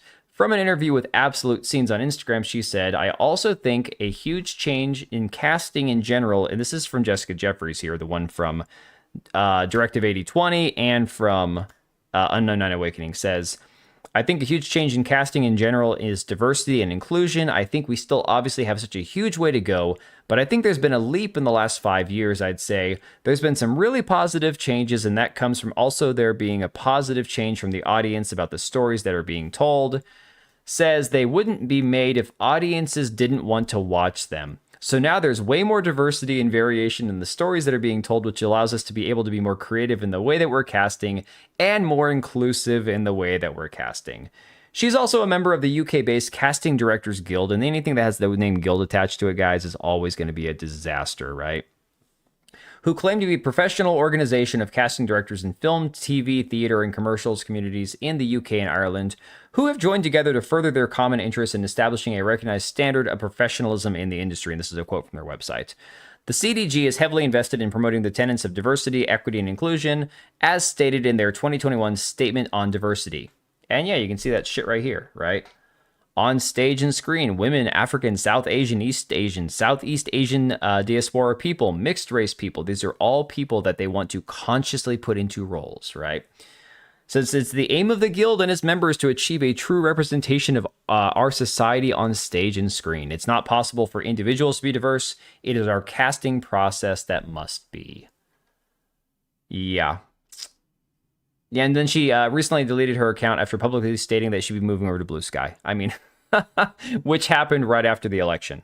I know, shocking, right? Absolutely shocking. So for anybody saying maybe the game will be good, no, guys. I mean, look, even websites that you would think would be more friendly, like GameSpot, to a bad game, this game's gonna be a shit show. So powerful, raised a woman to put someone else entirely different in her place. I know, right? Karen Gillan looks kind of like what Triss might look like. You know, honestly, the thing about these characters is because they were in books, it's so hard to like perfectly cast a real life person. You'd almost have to do what they did for the casting of The Legend of Zelda live action, which I'm still not excited about, where they decided to cast people who are no names, people who nobody really knows about, because then you can truly cast somebody who looks the most like the character and then hope and pray that they can actually act. I'm going to be real with you. I never played their games because they were good. Which games are we talking about? Oh, the new Witcher game? Oh. But you have to base her appropriateness for the role off of how she looked in Titans. Seems she's a boring blonde now. That sucks. That's sad. On the subject of narcissistic people. Oh, Supermassive Dark Pictures, yeah. Yeah, no, it's unfortunate that so many developers, so many of these studios are still existing in the year 2026, where you go, hey, I thought we won. I thought Gamergate 2 fixed all this, right? I thought we won the war on woke. And it's like, no, we didn't. I think a lot of progress has happened. Like I said, I think ultimately what you see with most of these situations is the level of failure has gone up. The level at which a lot of these games and these studios have failed, that has increased, which I think is a positive. I think it definitely shows that people are fed up with it, which is great. The issue is that the normies are still not going to know. Not going to do anything. They're not going to think about it. They're not going to boycott. They're just going to go, oh, game good, here's money. Game bad, no money. You know, that's how they're going to treat it. That's how they're going to think about it. So, coffee run. Hey, John D, I'm going to go to bed, man. I can't anymore. I got to go to bed. Awareness is up. Financial ruin is up. Yeah, that's all you can ask for. Like, I don't think you can ask for ultimately all these people to, you know, somehow magically disappear from the industry. Unfortunately, it is what it is. Some of them are just so entrenched and embedded that they're never really going to go away. But at the same time, I think it is a good sign that games that are seemingly made with agendas in mind are not doing as well anymore. All right, no worries, Empress. I'll get it set up to go right over there. Man, I'm tired. It has been a week. It has been a day. It has been a weekend. You can't just kowtow to investors. Investors do not know what makes good games. They only care about numbers go up. Yeah, that was the thing, too. Like, I almost could have brought up the entire Marathon fiasco. I haven't talked about Marathon in weeks because I just don't. I mean, what can you say? A dying game is dying worse than it was before, right? Sailing the high seas seems better the option. Oh man, yeah. I don't pirate games, and I don't say that like wink wink. I don't pirate games. I genuinely don't. But I don't care if people do. One more hour? No, Matt Stanford. I need sleep, man. I need sleep. I got to get a lot of work done tomorrow. I got to get my sick daughter feeling better so she can go to her game, because if my daughter doesn't go to our softball game, they're not going to win. They don't have a chance in hell of winning if she doesn't play. And she's going to feel bad if she doesn't go. My son is supposed to be the home plate umpire. He's sick. I got to get him feeling better, or I have to get a home plate umpire. And it's my daughter's birthday. It's her twin brother's birthday tomorrow. I really hope that she's feeling better, because birthdays while you're sick suck. He bred a star player. I have 2. My oldest son is not as much of a star player. He's a stud first baseman. He can also play catcher. He can also play outfielder. He's not as sure-handed at like shortstop or third base. He does well at third base, but shortstop and second, he doesn't quite know where to go with the ball. But he's a hard hitter. My boy, he's a bruiser. My God, he's like 5'8", 5'9". At 13 years old, he's probably like 155, 160. He's going to be 6'2", 6'3", probably north of 200 pounds. If he wants to work out, he's got big, broad shoulders. He'll take care of himself, man. But my daughter, she's incredible. She's an incredible softball player. And the craziest part is I was not like an athletic guy. Like, sure, I'm not fat. I can go out there and run around and play sports with them. It's not like I'm not athletic enough, but I didn't play sports as a kid. It wasn't something I did. My kids all got into it. They all love it. So we can tell. Yeah, that's for you. That's for you, DB. Ask Patriot how tall I am. I'm a whopping 5'6", and I say whopping because I'm also Italian. No, I don't have a twin brother. My daughter has a twin brother. I have what they call an Irish twin, where we're basically just like 1 year apart. Yeah, I'm 6'5". Yeah. Just don't ask where that finger's been, DB. Good genetics, skip a generation. No, because that would mean my parents' generation had the good genetics. I mean, my mom is doing pretty good in her almost 70. She still moves around, gets around just fine. You wouldn't believe she was 70 almost, but my dad, that's a whole different story.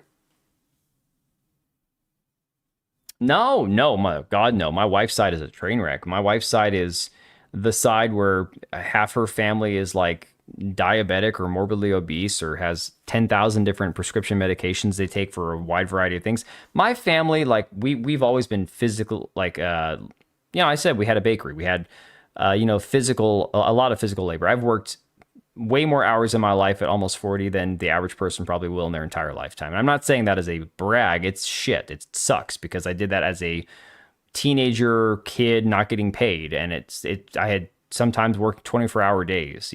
It sucks. But at the same time, physically able to do shit. So maybe there's something to be said for that.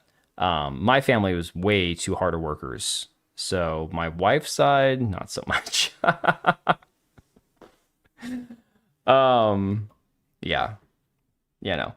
Anyways, I'm just happy my kids are healthy and they love what they do. And my daughter's artistic. Her twin brother is really smart, good with numbers. Their older brother he's a gamer, he's a baller, he loves playing sports. So I mean, they're all their own person. They're all very good at certain things. So, all right, guys, I'm out of here. No, none of my kids are okay. Her twin brother's a little. She's not my daughter is like. My daughter is me in girl form. My wife tells me all the time that my daughter is me. And unfortunately, it means that she is sarcastic. She's a little snippy from time to time. She's a little crass, a little mean. She can tease a little hard. But she's also very sweet and artistic. And I've shown you guys some of her drawings, haven't I? I'm pretty sure I've pulled them up before. Very, very artistic. She gets that from her mom, not from me. I'm not artistic at all. But yeah, I mean, all my kids have some of my worst traits. Go figure. You don't think you've seen them? Let me go, before I jump off of here, let me see, hang on.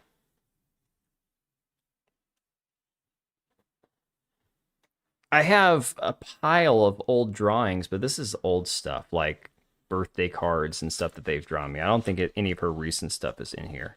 No. Now let me see if I can grab one off the table. She has a sketchbook that she's working in. Let me see if I can go grab one real quick. Hang on. Yeah, I'm gonna put this on the intermission screen. Hang on a second.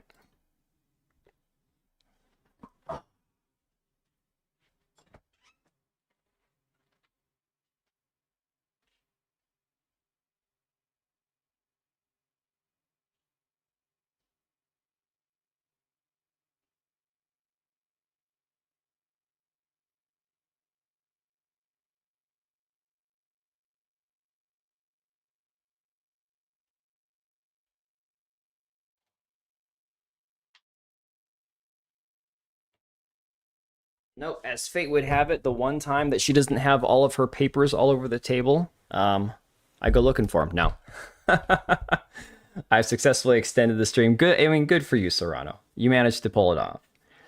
My daughter is me too. There's no question that she's my kid. Smart ass to no end. It's crazy. It is so crazy how so many of them, like, they'll take after like some of your best and worst traits. That was the last we ever saw of him.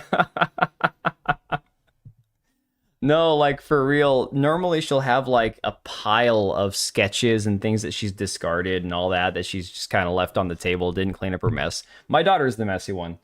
Apparently it's a girl thing. I didn't realize that girls are so messy compared to boys. But she doesn't have anything on the table right now, so I don't have any of those to show you guys. I've got like old from like 7 years ago, just kind of piled up. Once they turn 18, then they get phones. Well, so the funny thing about that is my oldest son has a phone. And he doesn't even use it, but he only has it because, again, we've had to go 3 different places at 3 different times because of baseball and softball practices and stuff. Other than that, I'm like, he does not allowed to have social media, is not allowed to have any of this stuff. Like, the kids on his team were talking about, like, TikTok the other day. I'm like, yeah, you're not installing TikTok. You're not installing that shit. And my son's he's the clean your room. Yeah. He's the one that's all practical. He's all like, whoa, you guys shouldn't go on TikTok. You know, YouTube's better. TikTok's got a lot of shady stuff on there. And I'm like, they're 13. They're not going to care. They're not going to listen to you. Borderline artsy brain thing, naturally a bit messy. Sort of chaotic order. Looks like trash, but they know where everything is. Yeah. Well, that's true. But then you also get like my brother, who was not artistic at all, but he was the tinkerer. He was the one that would take things apart and put them back together. And so he would have organized chaos in his room, but it would be literal piles of crap everywhere. To the point where his room had that funky guy body odor smell. And it's like, dude, you got to clean this shit, man. It's like, it's time to clean this up. It's too much. It's too much. Yes, we can leave site. We've got this. Did I not save the redirect? I didn't save the redirect. Ba-doom. There. Redirect is saved. We're good. Hello, fellow children. You're being brainwashed and your attention spans are being assaulted. Yeah, that's how I feel right now. All right, guys. I'm going to hit the hay. I appreciate y'all hanging. I am sorry that this was such a bummer of a stream. A big old nothing burger. Thanks, Sydney Watson. Getting our hopes up here. What a shame. Hey, guys, you know what? Let me ask y'all a second. Let me ask you a question. Do y'all think that it's going to be worth streaming this awful, awful, awful game, Directive 8020? I mean, I've put myself through a lot of terrible games. This one's not going to be on Game Pass, I guarantee it. So I have to consider the whole risk-reward side of it, right? So, I mean, I don't know. No, I'm not going to buy it. That's where it's like, if it was on Game Pass, I would consider it. Play something I enjoy for once. You know, I have games. Yeah. Do you think you can buy Bungie in 2 years? Maybe. I have games that I need to play. I've actually gotten some keys from Keymailer that they want me to play. Oh, thanks, John D. And I need to actually play them, and I just haven't gotten around to it. I actually got a horror game that I wanted to check out. It's an indie game, and then there's a bunch of other stuff. Let's play a multiplayer game. Oh my god, that'd be fun. I just have to actually spend the time to make sure that we can make that work. That's like, okay, everyone, you get added on Discord. Everyone, I just, you gotta understand, getting ready for this stream, I wasn't ready until 5 minutes after I hit go live.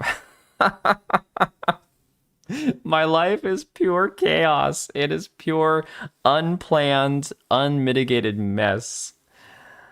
Yeah, no, we have. The voice channels are open. I'm just talking about like actually planning everybody playing a game that the majority of people who want to play it have a copy of, kind of thing. You know, something that's easy. Gollum, get out of here with that. Get out of here with that. Oh my god. No. Absolutely not.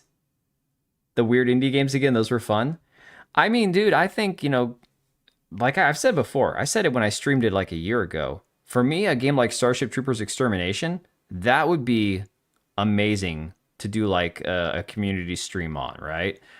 Or, I mean, even something that's got a bigger player base. Like, I mean, Hell Let Loose, like 50v50, you know? Arc Raiders. But see, Arc Raiders is too difficult to play with communities, I would say, because then you're like, okay, well, there's like 3 of us. That's it. You know? I've never played Schedule 1. Schedule 1's one of those games that I thought looks like a lot of fun. But for me, I just don't really care.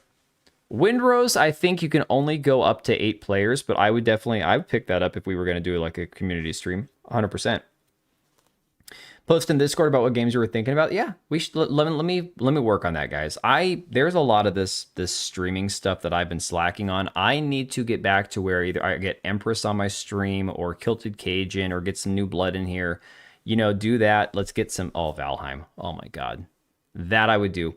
If one of you guys had a Valheim server and you just wanted us all to drop in, or we wanted to host a game on somebody's server, 100% I'd be there. In a heartbeat. Only thing is, you got to remember, I have shitty hours. I'm, you know. Oh, Valheim. Valheim is the best crafting survival game ever. And I will die on that hill. But, all right. I'm going to send you guys over to Empress's stream. I think she's probably playing some Crimson Desert. I imagine that's what she's doing. Set aside hours. I mean, I don't stream for less than typically like 3 hours typically anymore. So how many times can you say typically in one sentence? Smeg and Serrano, Elgon, Avernum, Wagon, DB, John, Honey. Let's see who else we got. Who was here? I'll say DB twice because he likes it. Susano, I think he left already. Empress, of course. Matt Stanford, John D. Mari, of course, was here. Patriot. You guys all have a fantastic night. Stay safe this week. We will try to get another stream going on Wednesday. I'll try to get some stuff figured out. In the meantime, I'm going to get some rest. Minecraft. Oh my god. Then you got a mod. No, I'm not modding. Okay, I'm out here. Good night. I can't do this.